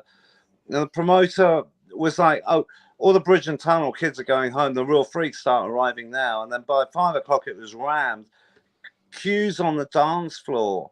And I go to the promoter, what are they queuing up for? She goes, oh, those are the drug dealers, And people start dropping their acid down. And then they want really hard Goa trance. And that's what I play. And they go crazy for like 2-3 hours and carry on. I've never seen anything like it anywhere. I remember going to the Tunnel very early on, and it was a very exciting room. That room really had incredible, and before they renovated and re-renovated, basically the first couple months they opened it with you still had the train track, you still had the train tracks you could see and everything. It was a very exciting room. One thing I want to say Keith Burkhart from Cause for Alarm, one of our big supporters and great New York hardcore band, says, got to send a shout out to Youth. Me and the Nutley, New Jersey crew were at the show in 79 or 80. Absolutely one of our favorite bands, and still a band I enjoy listening to. Thank you. Well, New York got it straight away. I mean, America got it joke very quickly. I mean, we had a big scene in Philly where I kept getting asked to DJ in Philly afterwards, and Detroit, Chicago, huge, but different. And then when we got to LA, they absolutely embraced us with open arms. We had Timothy Leary's crew coming down with the the first shows we did in LA were at the original Roxy, which was like a wooden building. We did 5-night residency there and just smashed it. And people really got the darkness. I suppose for them it was like the Doors. In New York it was more like Dark Velvets or something. But people loved that we had that. We weren't afraid to make, you know, challenging, visceral, darker, shadowy music. You know. You know, mentioning New York in that early era when you came over. When I talked to John Lydon for the Ilago film that I directed, we had this great talk about how in that era, that early '80s, New York was really an eclectic special mix where people were really side by side and thrown together, and he was just talking about how much he loved New York in those years as well. Well, yeah, I mean, I remember working with an American band from Philly, Executive Slacks, one of the pioneer industrial bands way before Ministry and stuff. And they were amazing. When I spent time with a singer and his girlfriend in New York, and they lived on the Lower East Side, and it was like absolutely like a Blade Runner movie. It was totally post-apocalyptic. You know, and you know, it was like being in a Scorsese movie. If you were unlucky, you'd get mugged and stabbed. I mean, I remember seeing Chris Needs, my old friend, flatmate, and journalist, had lived there. I mean, he did have substance issues at the time, but he'd actually been mugged 3 times in the day before I met him, and stabbed in his chest. And there was blood on his t-shirt. I said, "What's that?" And he said, "Oh, I thought the guy was poking me with a finger, but he had a knife, you know." And we had to get him to hospital. It was so dangerous. It was so crazy. It was so broken down and fucked up. But it was so beautiful and so poetic and so pure. It was the closest I got to Sartre or de Beauvoir in the 40s in Paris. It was the closest I could have got to Ginsberg in the 50s. You know, it was obviously Patti Smith was the queen of the underground scene there and was rising up through the CBGBs. But what was happening there was just an absolute revolution. That I only caught it at the end of the 70s. But you know, imagine what it was. I can't imagine what it was like 75. I grew up in the middle of it here. It was throughout the 80s, it was crazy. Look at what came out of that melting pot. Look at the hip hop, the mashup fusion, the multiculturalism, the passionate, devoted church of music in New York that people relied on and survived through. It's a brutal town, New York, brutal, but the community and the love underneath it is huge. So it remains a massive inspiration to me, and those are experiences I'll never forget. Yeah, absolutely. Hey, let me wrestle this to the ground a little bit, as we're sort of as the clock is ticking, because I'd like to talk about 1 or 2 specific projects, and one that I really enjoyed right out of the gate is this, and could you get? I love this. It's my go-to kind of late night driving music. You know, could you give us some perspective on the recording this and just the process? Well, I mean, myself, Alex, and Guy would be listening to Dark Side of the Moon at Oxford boarding school in the wilderness countryside. In an old cellar that had been converted for us to listen to music in, with mattresses on the wall. We'd turn the lights down, turn it up really loud. So the thought that we'd all be working with them in this capacity 30, 40 years later is still mind-blowing for me.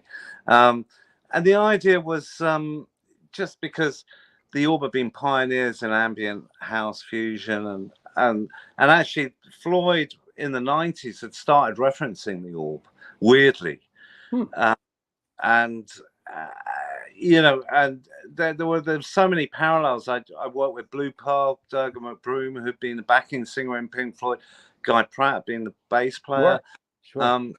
You know, and eventually through working with Durga actually and Blue Pearl, I got to work with all 3 of them, Nick, Dave, and Rick, and that came to a kind of fruition with this project. And David had asked me if I'd remix a project he was doing that was going to be a benefit record for Gary McKinnon, who'd been busted by the CIA for breaking into the military wing of the internet then. And he was this sort of autistic kid who was looking for UFOs, and they were going to write really strong. They wanted to extradite him from England, and David was determined to support him, and it actually worked. He ended up not getting extradited, and he, you know, it was all sort of forgotten about. So it worked really well. But we everything we did went to his charity, you know. So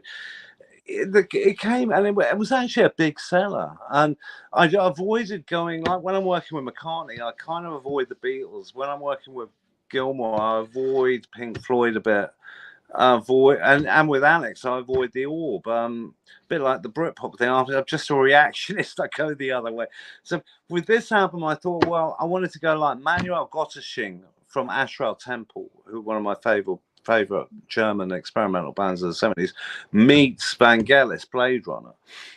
So it became slightly different from the Orb or what David was doing, and it was great, and I was really happy with it. But it divided the Orb fans, some of which saw it, and many others saw it as an ambient masterpiece, and others thought it was not quite the Orb. Maybe it was more me than the Orb. I don't know what, but I thought it was worth. The suggestion came up to remaster it recently, and I said, well, let's remix it. And Alex and Michael Rendell, who's the other member, that's in color, right? Yes. Yeah. And that came out in September, I think, this year, and we just kind of redid it basically. And Michael, who'd been working with me for 10, 11 years as my main go-to engineer assistant. I've trained him up since college. He's now in the Orb, and Alex. Obviously, I've got a long history with Alex, and I think we made a classic Orb record actually, which brought it back to center a little bit, but still features David's amazing, you know, beautiful guitar. The only problem with that project is it's very hard to get Gilmour to actually tour it or even talk about it, and that really kind of, you know, restricts the potential of it. Nevertheless, it's gone down very well. It's been you know, it's a dream, you know.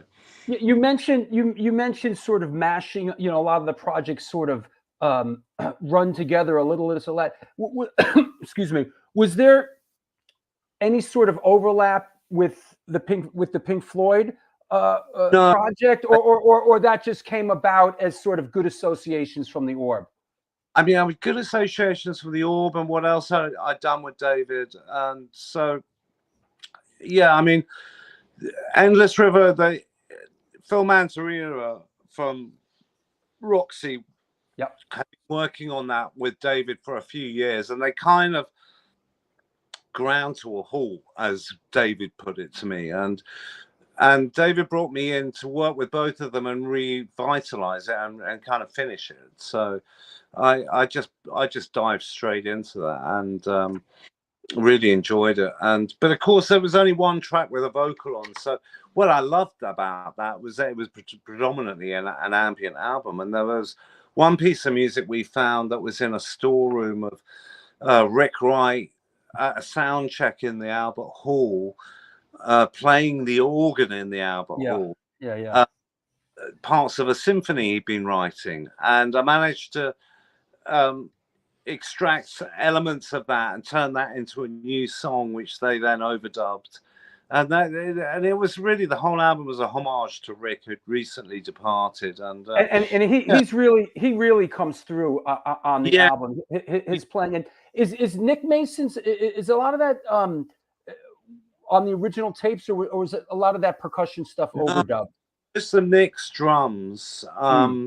We overdubbed at David's studio in Brighton, and that was a really beautiful experience for me, because, you know, working with Nick was just a dream again. You know, it's such a lazy, laid back but bang on groove. It's just was that in the houseboat? Is that his studio in the houseboat? It not on the houseboat at the Astoria, but David had a studio he's now got rid of in Brighton that he built behind a house he was living in, and it was smaller, but we could do drums and things like that.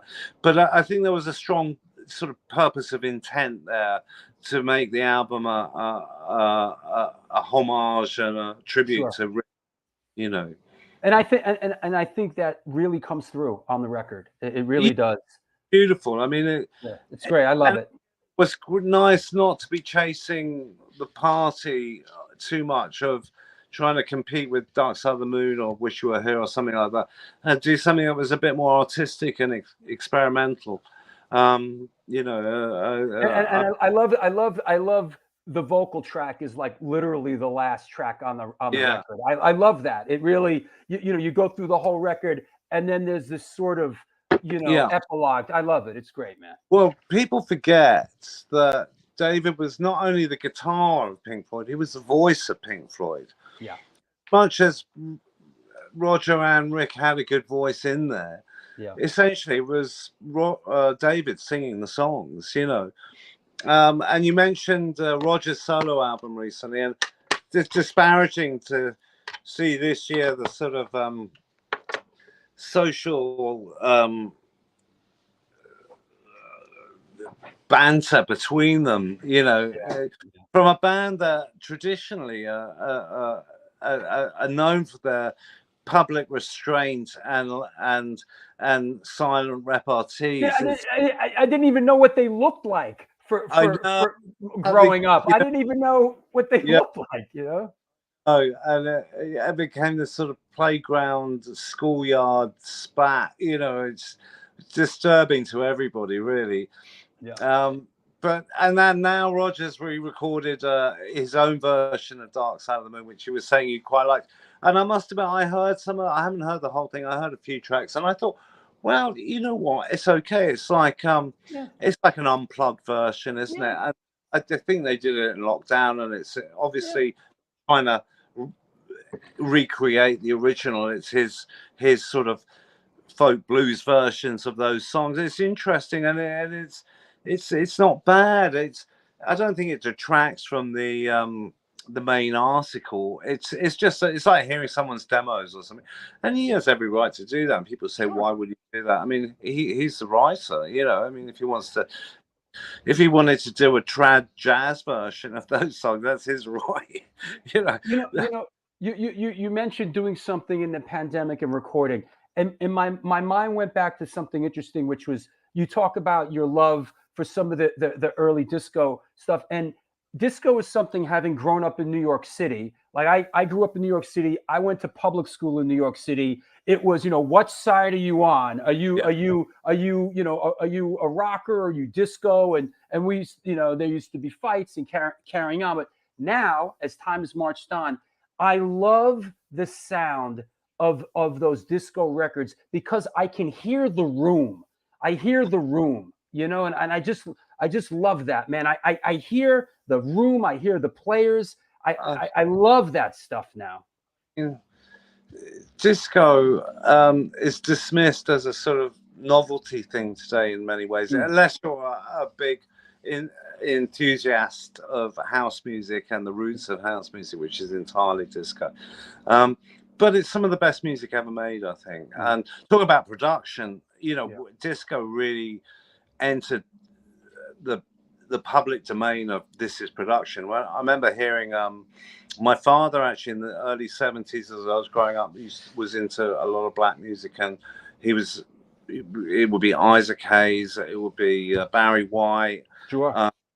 It would be Shaft, you know, in the car and at home, and and a lot of disco. And I remember him bringing Donna Summer in, and Love to Love You Baby, even before I Feel Young. Love to Love You Baby, the whole Giorgio Moroder. Yeah, the whole of side one was just that track. I think it was the first 12-inch.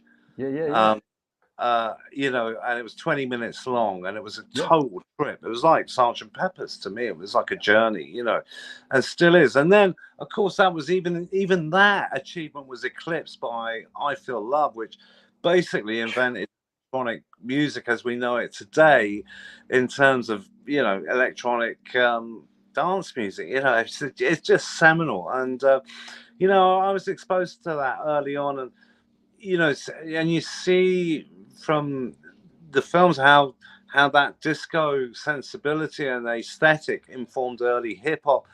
Early hip hop producers were taking the best breaks from rare groove disco records.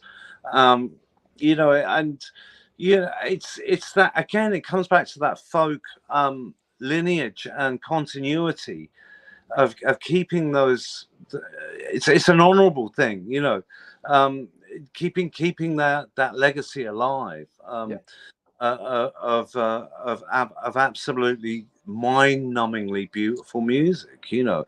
I mean, that is the bottom line. That's what it's all about. So it's not even songs. It can just be a bass line. It can be a groove. It can be a beat, you know. But those things are so important in our cultural narrative of who we are, our own identity globally, and the fusion of all those cultures, coming together of all those cultures into something more beautiful than the combined parts is a metaphor of how we have to evolve as a human race in the future, and see the benefits of that cultural diversity coming together.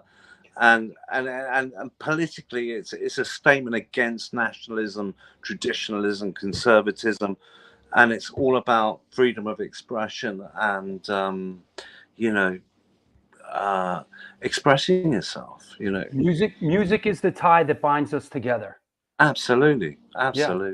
You know, I have to ask you about. We have to touch on this. You know, this iconic, incredible monster. Could you give us some perspective on this? This is just talk about archaeological history. Was there a feeling when you were recording it? Could you give us some perspective on it? It's such a crazy time. It seems I remember seeing that sleeve when the album came out and thinking, "Oh my God, is that it?" But it's a really iconic image now at that moment, and it's what that album did was took all the promise and potential of what was known as Brit pop, Blur, Oasis, and turned it into this absolute international masterpiece that went beyond all those boundaries. And it at the time we started it, it was the band had split up, and it was a Richard Ashcroft solo album where he re-employed all the members, except McCabe, who he'd had the big bust up with. And the guy on the far right in the blue shirt, Simon Tong, was actually the ace up his sleeve. He was like a school mate of theirs, hadn't been in the band, and effectively he was replacing Nick McCabe, although Nick McCabe came in at the end and overdubbed it and it became the Verve. But Simon Tong actually did a lot of the guitar parts people think Nick McCabe did, and he did all the keyboards and samples. Absolute genius. And since then he's one of these unheralded geniuses of music. He's gone on to do incredible music. Since then he's Damon Albarn's right hand man, basically, when it's his side projects of the Gorillaz and the Queen and all that. And he was in Blur for a few years when Graham Coxon left. He never gets the kind of name checks, although Paul Simonon in his recent project, Paul and Galan, which I recommend, Paul Simonon, bass player from the Clash. Sure. Simon's featured on that album, and he did an interview recently, and he was talking about Simon, and he said he's the most incredible musician and person he's ever met in his life. Wow. So he does get some credit, but he's a very understated guy. Interesting. Astoria Lou here in Queens says Richard always mentions how this could have been his solo album. Well, that's right, and he was looking at it almost. The whole 3/4 of the way we were recording it was a solo album. I kept rubbing out Richard Ashcroft on the wiper board and putting the Verve though. I wouldn't let go, and but you know, there were songs he left off that once it became like clear it was the Verve. Like we did a cut of Song for Lovers, which later came out on one of his solo albums, and other songs that were absolutely mind-blowing, that he wanted to save for his solo record. But the solo versions, even with the great musicians he got on it, on a cut of the Verve versions, and that they've never come out. But the Verve prior to that had done 2 sort of space rock jam band albums, and he wanted to have some jams on the album and not be completely song orientated, to give continuity of where they came from, and I kind of accepted that. But that's Chris Potter engineered that, right? Yeah. So Chris had been my go-to engineer for a few years when I was doing mixing and recording different albums, and I brought him in on Bittersweet as an engineer. Towards the end, I kind of had a bit of an issue with Richard. Richard had more issues with me. He'd really hated Bittersweet for a long time, banned me, stopped me from ever bringing it up in the studio. I worked on it secretly when he wasn't in the studio until I could represent it to him when we had publishers and managers over, and then he fell back in love with it. But we clashed over the jam issue, and I wanted things like Song for Lovers on the album, and in the end, he kind of finished it with Chris, and Chris was a phenomenal engineer and still is. I'd seen Chris working with the Stones in Olympic with Chris Kinsey, arduously for months and months doing mixes and stuff, and I was intrigued by him because I was working in Olympic full time doing loads of projects, and eventually got him to do some mixes and engineering for me, and I'm really clicked. But it just came to a point where he ended up finished that album and ended up getting a co-production, and I think he deserved it. I mean, the mixes on the album and the recording and the sound of it is phenomenal. I mean, when I listen to it now, I'm still like, wow, it's beautiful. And many people, significant people, say Bittersweet is, one of the best 10 singles ever made. So I mean, I can't argue with that. Is that right? Is that right? Gary says that did he want to scrap it in the end and start again, and you were just appalled? No, he didn't want to just scrap it. He didn't want to start again. He fell out of love with the song. He didn't want me to record it. But actually, by that point, I'd actually cut it, and I got some takes, and we carried on tracking it when he wasn't there. Even to the point where I got the strings on with Will Malone, and I got Will String Orchestra to do it as a favor because I couldn't officially commission them to do it as the end of another string session. And because I'd been giving them so much work, they had a lot of respect for me. I said, look, do this as a favor. And, if Richard doesn't take it on board, just to keep it as a favor, but if it works, you can then re-invoice for it separately. There you go, right? I had 15 minutes to get that string section on there. I knew exactly what to do. I sat at the piano with Will Malone, worked it out. We did 2 takes. That was it. And I mean, I feel, part of what I love about New York, what I love about my background, what I've grown up with is there's an attitude sometimes. There's an attitude that goes beyond what the remit is. And the bottom line of that is making beautiful music. Sometimes the artist will be so self-sabotaging. I'm not saying Richard was entirely that, but there was an element of that you have to work around them to make sure the music it comes to the fruition where it needs to be. And I'm not afraid to do that. And like anyone who's grown up in New York, there's a lot of that, and that's what I love about it. They cut through the crap and do what you have to do and what's necessary, because that's what you have to do. And I've never been afraid of doing that. I'm really grateful to my parents and grandparents and whoever taught me that, to go against the grain when you have to retain the integrity you need to it's like this. I'm doing a drawing at the moment of Socrates' death.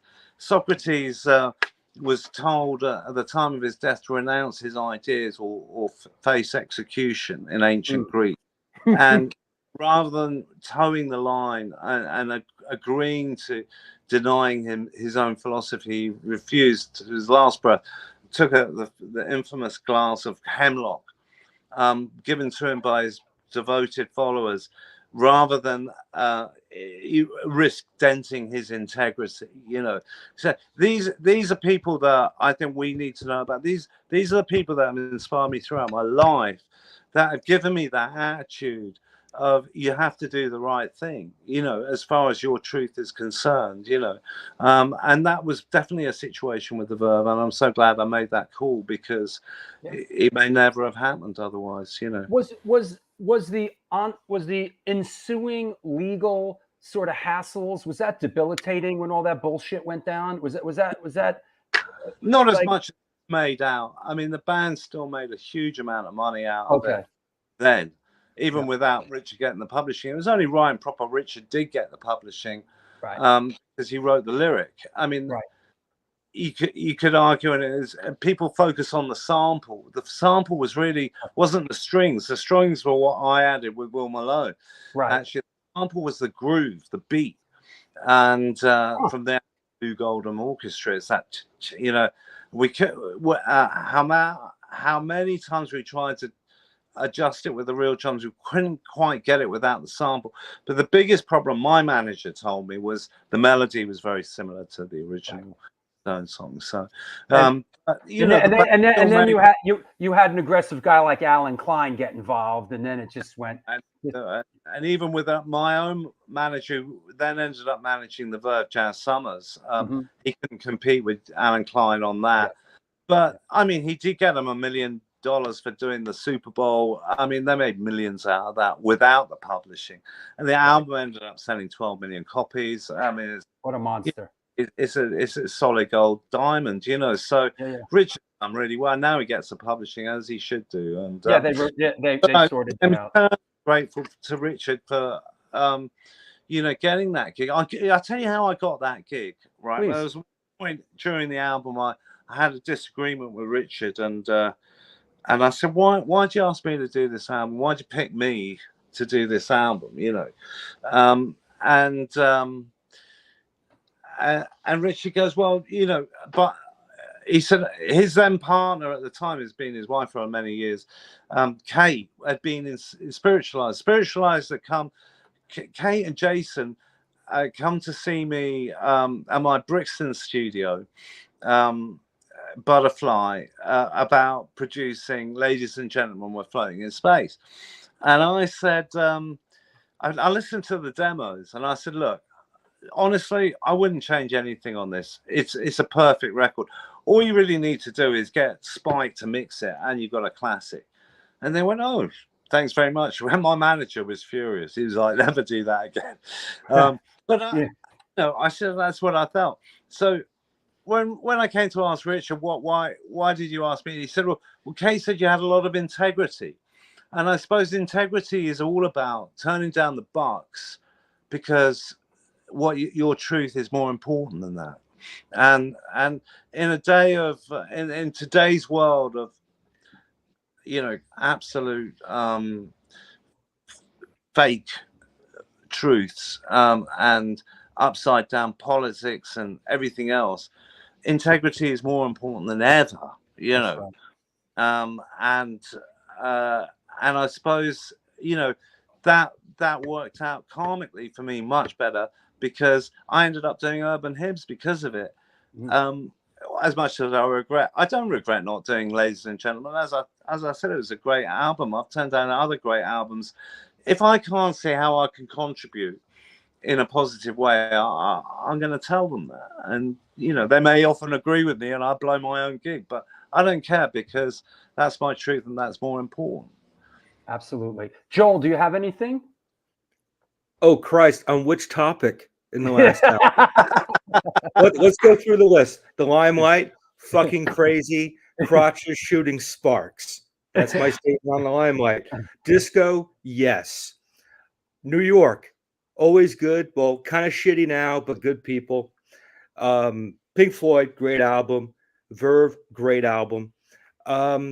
Yeah, I do have something. I was talking with a friend of mine the other day who did some guitar work on a Guns N' Roses album. So I've had GNR in my mind a bit. Youth, you were part of the entire saga of Chinese democracy. What kind of insight can you give us as far as that experience? What a crazy experience, as you can imagine. Actually, I was brought in at the time. Axl wanted to re-record the Guns N' Roses first 2 albums with the new band first, re-release, and kind of what Taylor Swift's doing now. Axl was on that then. And I was like, really? What? But I think it was I don't know, probably control money. I don't know. He was shrewd. But very quickly, I encouraged him more towards the new material and realized he hadn't sung for 18 months. He was learning guitar. He had these top sessioners on a gravy train in these LA studios. I was like, ain't nothing going on here. Except for invoices, and I remember the boxes of Pro Tools turning up, and Bucket and his mates going, "Oh yeah, I'm the Pro Tools programmer." I said, "Have you done this before?" And he goes, "No." I said, "Well, it's gonna take you a couple of years to get up to speed on this stuff." And they're like, "Yeah, that's okay. Axl's cool, But I mean, Axl was in it for the long haul. He knew it was going to take a long time, and it did. But and he wasn't rushing, and he was smart. I mean, and actually, that album is really innovative. He was trying to reinvent rock and roll with that record. I love that record, and it's so different. I'd love to hear If the World that recorded with the original lineup. I think there's someone mentioned to me they might be doing that because they do some of the songs of it live. Yeah. But he's an absolute genius. Axl. I mean, the band, the biggest selling rock band in history, way beyond Zeppelin or anyone like that. They super connected. So for me, it was a real privilege to get under the skin of that and see what made Axl tick. My process then was to get Axl away from that studio. We set up a studio in his pool house in Malibu with just an engineer, me and him, and an acoustic, and I got him singing and writing, and and we did that. I ended up going over 2 years. I'd do 3 months at a time, on and off. But in the end, I got pulled off it, and Roy Thomas Baker took over. I was kind of really pushing him. I was getting impatient, I must admit. And I was really pushing him to record, and I got a kind of cold fax from the management saying like, Axl doesn't want to be pushed, and we'll let you know what. But I got a credit, and I was very, very honored to be a part of it, and get inside that. I love that record. I gotta let's do a couple more questions. I know it's getting late over there, Youth. So let's just do a couple more. Al asks, how did Youth find working with RDF on the newest release? Oh wow, yeah, RDF, a big pleasure and a joy for me because they've been going for a number of years, and they're really on the underground cutting edge, and it comes from the same space as Crass, and very, very socially, politically savvy, and a bit of a harsh, but all combined with dub, and a kind of West London 70s dub in many ways. And it's great to get to know Chris Boucher, who's this sort of like William Blake, meets. You know what they remind me of? A Spiral Tribe. I ended up signing Spiral Tribe to my label Butterfly back in the day and doing some work with them, and then they kicked off the whole rave thing with the Castle Morton Free Festival, and super historic now. And RDF did a similar thing in a much smaller way, but they'd be doing Stonehenge, and they'd be doing gigs with Hawkwind, or lots of. They carved their own niche. I did an album with the band a few years ago, and some dubs of that, which is killer.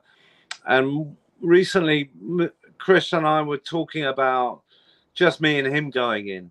And so we've done a Youth Meets RDF album where I've just done the beats and the music, and he's just put his poetry on top, and I produced it and mixed it, and we did it pretty quickly. We did it with a kind of very hardcore punk aesthetic, not too many takes, and kept it live and quick and fast, and you know, full of attitude, and I think it's come out great, you know, and it's an honor to be a part of it, and his fans have gone for it, and a lot of Killing Joke fans really like it. You know, it's great. Let's I want to bring on real quick to ask a question Paul Stone, who's the one that connected us. So what's up, Paul? You hear me? Yo, Hey. Firstly, Youth, it's been an absolute fucking pleasure watching this today. Oh my God, watching Drew panic and shit himself for about 15 minutes. Amazing. Every time I talk to you, it never gets dull, and you have absolutely not disappointed today. So thank you, Youth, and thank you, Drew, for trusting me to get this happening today. My pleasure, and thanks for suggesting it. I really, as soon as you suggested it and I checked it out, I was like, yeah, I'm in with this. This is great. Paul, you got a question? Yeah, I do. Yeah, just a quick one, really. A lot of my mates in the gatherers all had the same sort of question. Just exactly how insanely wild was the recording in the King's Chamber, and how the fuck did you manage to pull that off, and how much money did it cost in bribes? That's the main question I want to know. Well, I thought your question was going to be, when's the new album going to come? Oh, that's next. That's question number 2. Yeah. And I can't shed any light on that. It's we're going through some of the darkest days we've ever been through with Killing Joke at the moment, and I'm just patiently trying to sit out the storm and see if we can come through the other side somehow. But as far as the King's Chamber occurred, yeah. So I left the band like 82. Jazz gone to Iceland. By the late 80s, I actually had Alex Patterson here yesterday, who was reminding me of this. By the end of the 80s, despite having their biggest success with Love Like Blood and 80s and things like that, while I wasn't in the band, the band had run aground, and they made an album in Prague, and they relocated to Prague.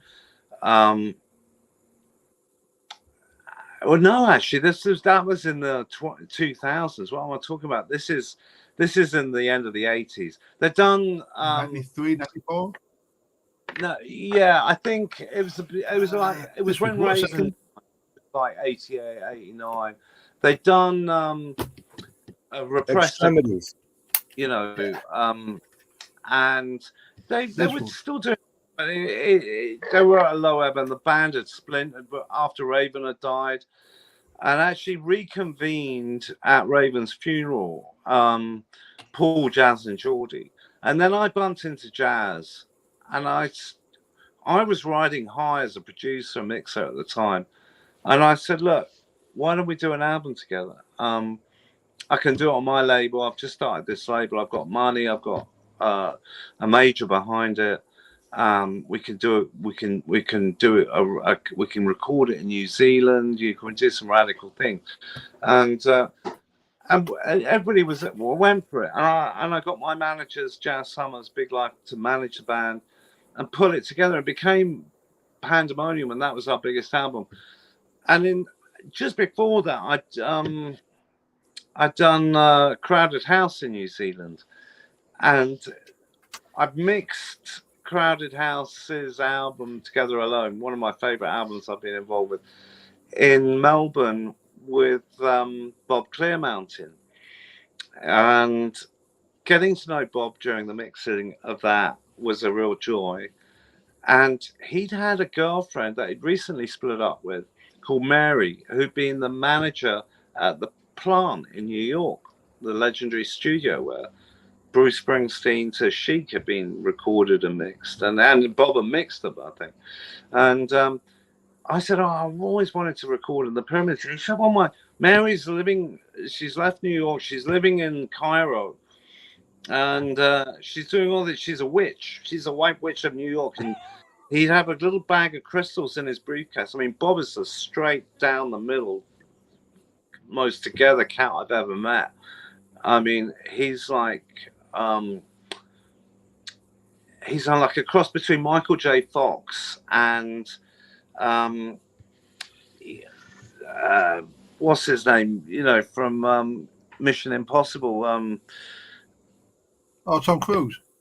Tom Cruise. He is straight down the middle America. You know, baseball cap and never taken drugs. Totally focused on what he does. One of the most incredible mixers ever.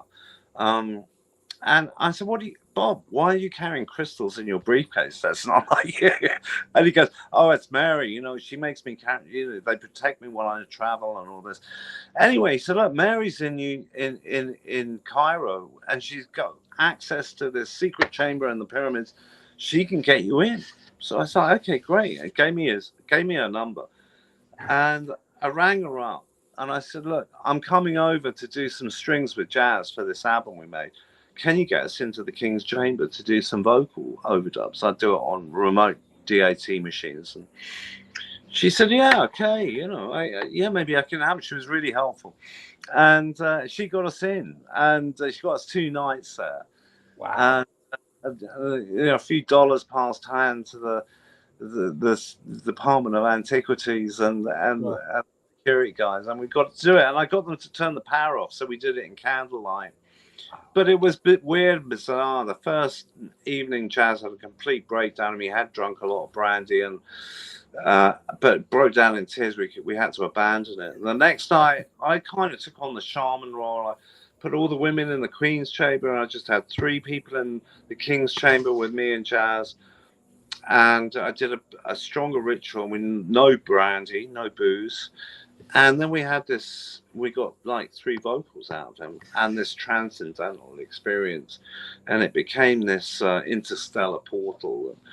The only experience I can compare it with is taking DMT and some very powerful druid rituals I've done in the past. It was absolutely transcendental. And DMT. I'll be honest, I was in the King's Chamber on the day of the equinox on the millennium 1999-2000, and my hairs on my arms stood up for about 3 days. I think it's been for about 10 years. Totally changed my outlook on a lot of things. But one of the most incredible experiences for me, for sure. But also challenging. I mean, there's a lot of other backstory to that as well. Both me and Jazz got stuck in a lift. We had to pull the doors apart and climb out while the lift was going up and down. I mean, it was crazy. It was so magical, though. But it became like, you know, a sort of, you know, Raiders of the Lost Ark adventure. You know, it was crazy. But we had the most amazing time. And we got the most amazing strings done in these Cairo studios as well that featured on Pandemonium. But one of my favorite Killing Joke albums, just for those memories, I think. Yeah, it's RS70. a beast of a record, no doubt about it. Yeah. RS70, friend and supporter, asks Jazz, Youth, excuse me, who does he want to work with but hasn't yet? Well, I'd love to work with the Stones, although I quite like that new record with the I do too. Yeah. But actually, I've heard it a few times and it doesn't get better. Actually, it gets worse. But it's certainly a shot in the arm for them, a bit, no pun intended. But you know, I think I could do a great Stones album. I'd love to work with Dylan, of course. God, I'd love to work with Joni Mitchell. I'd love to work with Patti Smith. I mean, there's so many people I'd like to work with. And I'd also like to work with a lot of young bands, Los Bichos. There's some great bands coming up at the moment. So, yeah, I'm still very hungry and inspired to work with artists. I feel like I'm just beginning, you know. Still. I'd like to see what you could do with Frank Carter. Yeah, You've heard the work of Frank Carter with the Rattlesnakes. Yeah. I think you'd fucking kill mixing his record or recording with him. Yeah. How was the? I'm looking for some rock singers to work with. I've got a lot of material that's quite abrasive and unapologetic and aggressive. Oh, so give me a shout. Go, drop me a line. Why not? How was the last go round 2019? I love this pic. Great shot. Oh yeah. That's a great shot. Yeah. I think that was the last official photo session we did together, actually. Great shot. Yeah, I mean, Jazz, I mean, he's such a great frontman. He's got such commanding presence. We're really lucky to have him. Yeah. There you go. Joel, anything else as we're going to wrap it up? Oh gosh. Yeah, but I want to make this a 12-hour show, especially with the time difference. Yeah, I got a question for you, Youth. You had done a dub remix a couple years back for a tribute record for someone who, in my opinion, was a lovely man, the late Andy Gill of Gang of Four. You were part of that tribute album that his wife Catherine put together. And obviously Andy had a bit of an experience with Killing Joke, as he had produced the 2003 album, which I know you and Raven had played on. So I was hoping if you might be able to offer some perspective on Andy, whether it be from a production standpoint, a musical standpoint, or perhaps a bit of both. Yeah, well, Andy was a real character. I mean, I was a big fan of the early Gang of Four, At Home He's a Tourist, those early EPs I thought were great because they also combined a kind of funk aesthetic with an abrasive punk guitar, abstract guitar, and Andy's guitar was kind of Coltrane-esque. It was so very similar to the pop group, actually. They're just dissonant, angular, weird shards of steel, and I think the main source of inspiration of that was actually Keith Levine and the early Pill work that Keith did, but we all loved it, and so it was a buzz to work with Andy as a producer on the 2003 Killing Joke album. And he had a lot of class and style. Andy he had this great house near the courts in Aldwych, tucked away in the city, and the studio was in the basement. He had an amazing his vices were cigars and fine wine. So he had a really good wine. He actually had a cellar full of wine, a very good wine.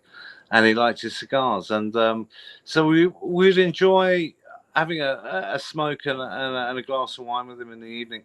But to be honest, the most of the recording we did was with his assistant Jerry, who I ended up working extensively with afterwards with his own band Tribazic and other projects he was doing, and he was a tour de force.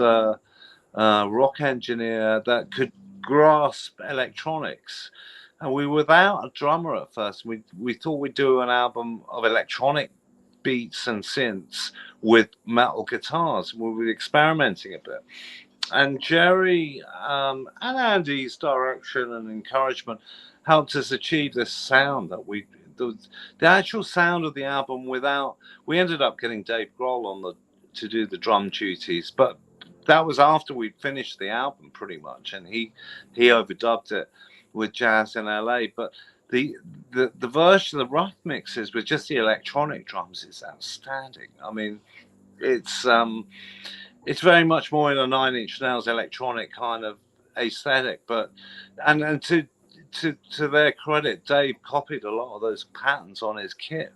you know. And anyone who's worked with Dave knows he doesn't play the kit when he records like a kit. He does each bit, the kick drum, snare, toms, hats separately, and overdubs it.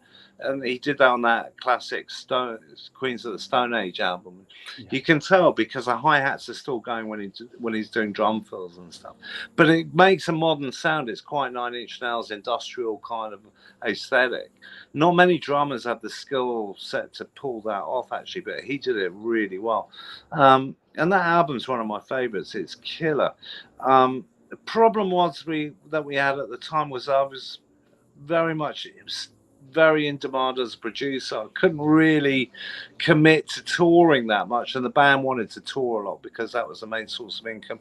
So the idea was muted that we'd get Raven in to tour it, and Raven would only tour it if he got on a couple of tracks. So we brought him in to overdub a couple of tracks on that, and that was great because it was my idea to get Raven in the band when I left, you know, and he was kind of my mate, really, and I was more than happy to facilitate him working with the band again, you know. And the band were happy with that because they wanted to tour extensively, and I've never been a big one for touring. I've always much preferred being in the studio as my sort of domain, really. But you know, Andy, again, he got where he really came to the fore was getting some great vocals out of jazz, which isn't easy, I can tell you. But I wasn't really involved in that. I just started a family. I had 2 young kids, so I was going in early on. There was also, you know, that was a hard time for Jazz and Geordie living in London. They were living almost rough and sofa surfing and drinking ridiculously. Jazz still hadn't given up booze by that point.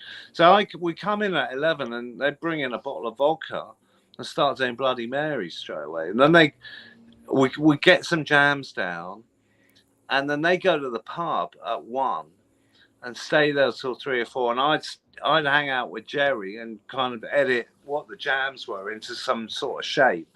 And then at 4 o'clock they come back, and I go home and do my parent childcare duties, and they get on with doing overdubs and vocals with Andy. So it was a funny way of working, but it did work out really well. And I really appreciated having Andy produce it, which is, we very rarely got producers in with Killing Joke, but I had my hands really full with the 2 young kids and other things, and you know, but I could do the mornings. So, but it still came out as one of our best albums, and we still play a lot of tracks off it. So, you know, it was sometimes with Killing Joke, the magic is so weird.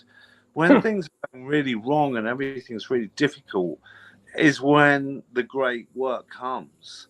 So again, we've learned not to sort of be too, you know, afraid of that, and I'm trying to embrace that philosophy at the moment with us being on a bit of a long valley low, you know. But I'm hoping things will shift in the new year.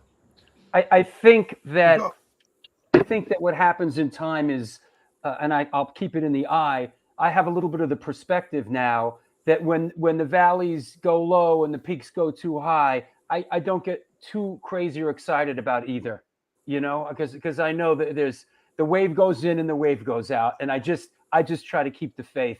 And well, and that's very wise. Yeah, that's very wise, and for sure you want to take the failures and successes with equal in different measures sometimes. That's right. And then find the ground. I love it. I'm going to use that. Different in different measures. Yeah. Hey, let's. I've got to be honest. I think the 2003 record is probably the best thing the Killing Joke's done. And I was going to ask before I went, just the fact that the band sort of re-emerged from Raven's funeral when all 4 of you got together. And I just think it's worth noting. That's the mythology of it. That you guys were all at the funeral and like, right, we're still alive. Let's keep it going. Yeah, well, that funeral was poignant. I wasn't actually there, but for everyone else it was, and we definitely feel Raven's presence when we play and other times. He was such a character and such a beautiful spirit, you know. We all loved him dearly, you know. But yeah, I mean, it's there's a funny magic. There's a fuzzy magic with Killing Joke. Sometimes things come out in weird ways, and we've all had to learn how to sort of surf that one way or another.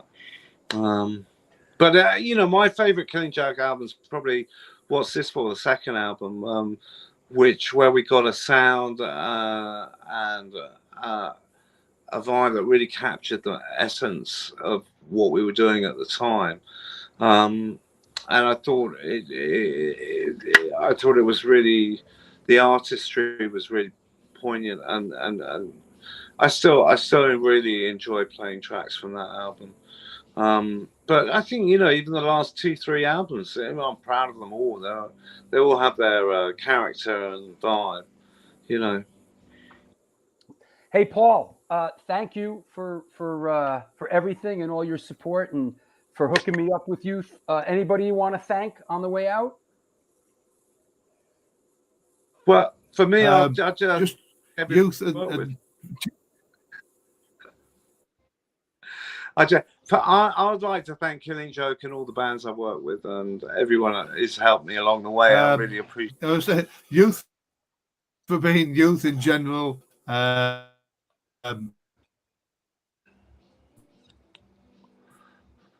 And for 4 years of inspiration. All right, he's kind of backing up. Paul, I love you. Thank you, brother. I'll talk to you soon. There you go. I've jettisoned him from the pod. Okay. Yeah. I think it's jettison me as well, almost. Yeah. So you thank you for a great show. It was fantastic. Anybody you want to thank or shout out? Yeah, just all the bands and Killing Joke and all the people who have helped me get to where I am today. I'm very grateful for what I've done and what I've got. I'm very psyched and honored to still be doing it and be excited about the future. You know, thank you, Drew. Thank you, Joel. Thank you, Paul, for recommending it and having me on. And it's been a pleasure talking to you. Yeah. We'll talk to you soon, you. Thank you very much. Take care, man. Thanks again. Well, there you go, huh? Hey, stick with me for a second. I'm a superstitious guy. Let me just deal with this real quick, and then we'll have a quick chat and wrap it up. That's right. This was the New York Hardcore Chronicles, and we're sponsored by blah, blah, blah, blah, blah, and the Texas Silver Rush. They're a jewelry design firm and boutique store located and the birthplace of the Texas country music scene in Fredericksburg, Texas.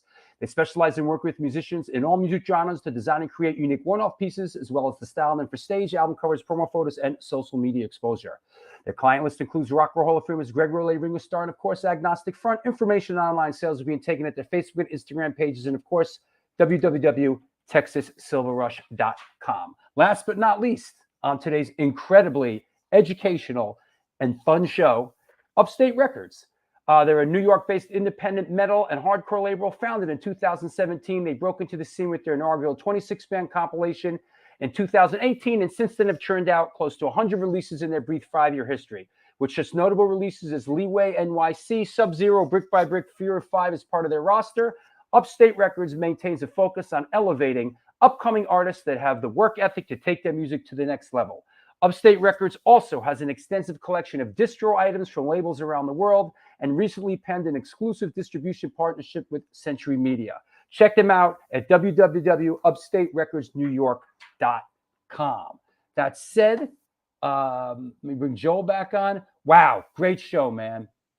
Yeah, we knew it was going to be. We also knew that we couldn't get to it all. Coming on as the color commentary, man. Oh, my pleasure. It's always nice talking to you. He was great, man. What a gem. Oh, yeah. Yeah. Absolutely. Yeah, Absolutely. thanks, Gary. Yeah, Gary. It was a great show. You know, you get into the golden zone when you have a guest like that and you have a great internet connection. You know, you're not hampered by any of the technical issues. And the guy is just, you know, I think a lot of times with the show, people agree to do it. They sort of figure, you know, it's another one of these kind of shows. And they get on and they see, oh, wow, these guys have done their homework. wow, the people in the chat room are really know my stuff, and they're asking smart, heartfelt questions. And I think that's part of what makes this show special. Absolutely, absolutely, and just the eclecticism of what you've produced for 3 years now. Yeah, It's not just New York hardcore, hardcore in spirit all the time, but your guests, the list is just so eclectic and cool. We don't know who's going to come on, and that's what's great about it. Yeah. Well, you know who I'm coming up on the next show a week from today? Yep. We love this guy, huh? Absolutely. Sweetheart. You see, he shaved his head. Yes, he shaved his head. I did not see that. He just did it like last night. I saw a clip. He's gonna be great, man. I love Jack. He's great. I love it. Thank you, Joni. Thank you, Joni. Fab show, big Killing Joke fan. Yeah, it was great, wasn't it? Really, I learned a lot. I learned a lot too. And when Paul Stone approached and said, "Hey, man, how about youth?" I'm a friend of his. I said, okay, not knowing really the extent of his, youth from Killing Joke. Oh yeah, cool, that'd be great. And then I book him, and then I'm starting to go, holy shit, he produced that? Yep. Fuck. And then I went back, one of the joys in doing the show, and I know you can relate to it too, because you have your show now that you're doing on YouTube, which I'm a big fan of, is whenever we have a guest like this, it gives us the perfect excuse to go back and really dig into their archive and their catalog and go into the nooks and crannies that, usually, oh, yeah, okay. But wow, I got him coming on my show. I got to get down, Yeah. And I've had some immensely pleasant and pleasurable experiences with the Killing Joke camp. Yeah. I've had some other experiences with some of them as well, but I can imagine. I can imagine. I've always loved Youth. He's always been great, chatty like that, and just laid back and cool. And as you saw today, incredibly insightful, philosophical, worldly, artistic, has a very unique perspective that, frankly, I'm sure you could have as well, and Paul Stone could have listened to for another 2 hours. For sure. For sure. Easily.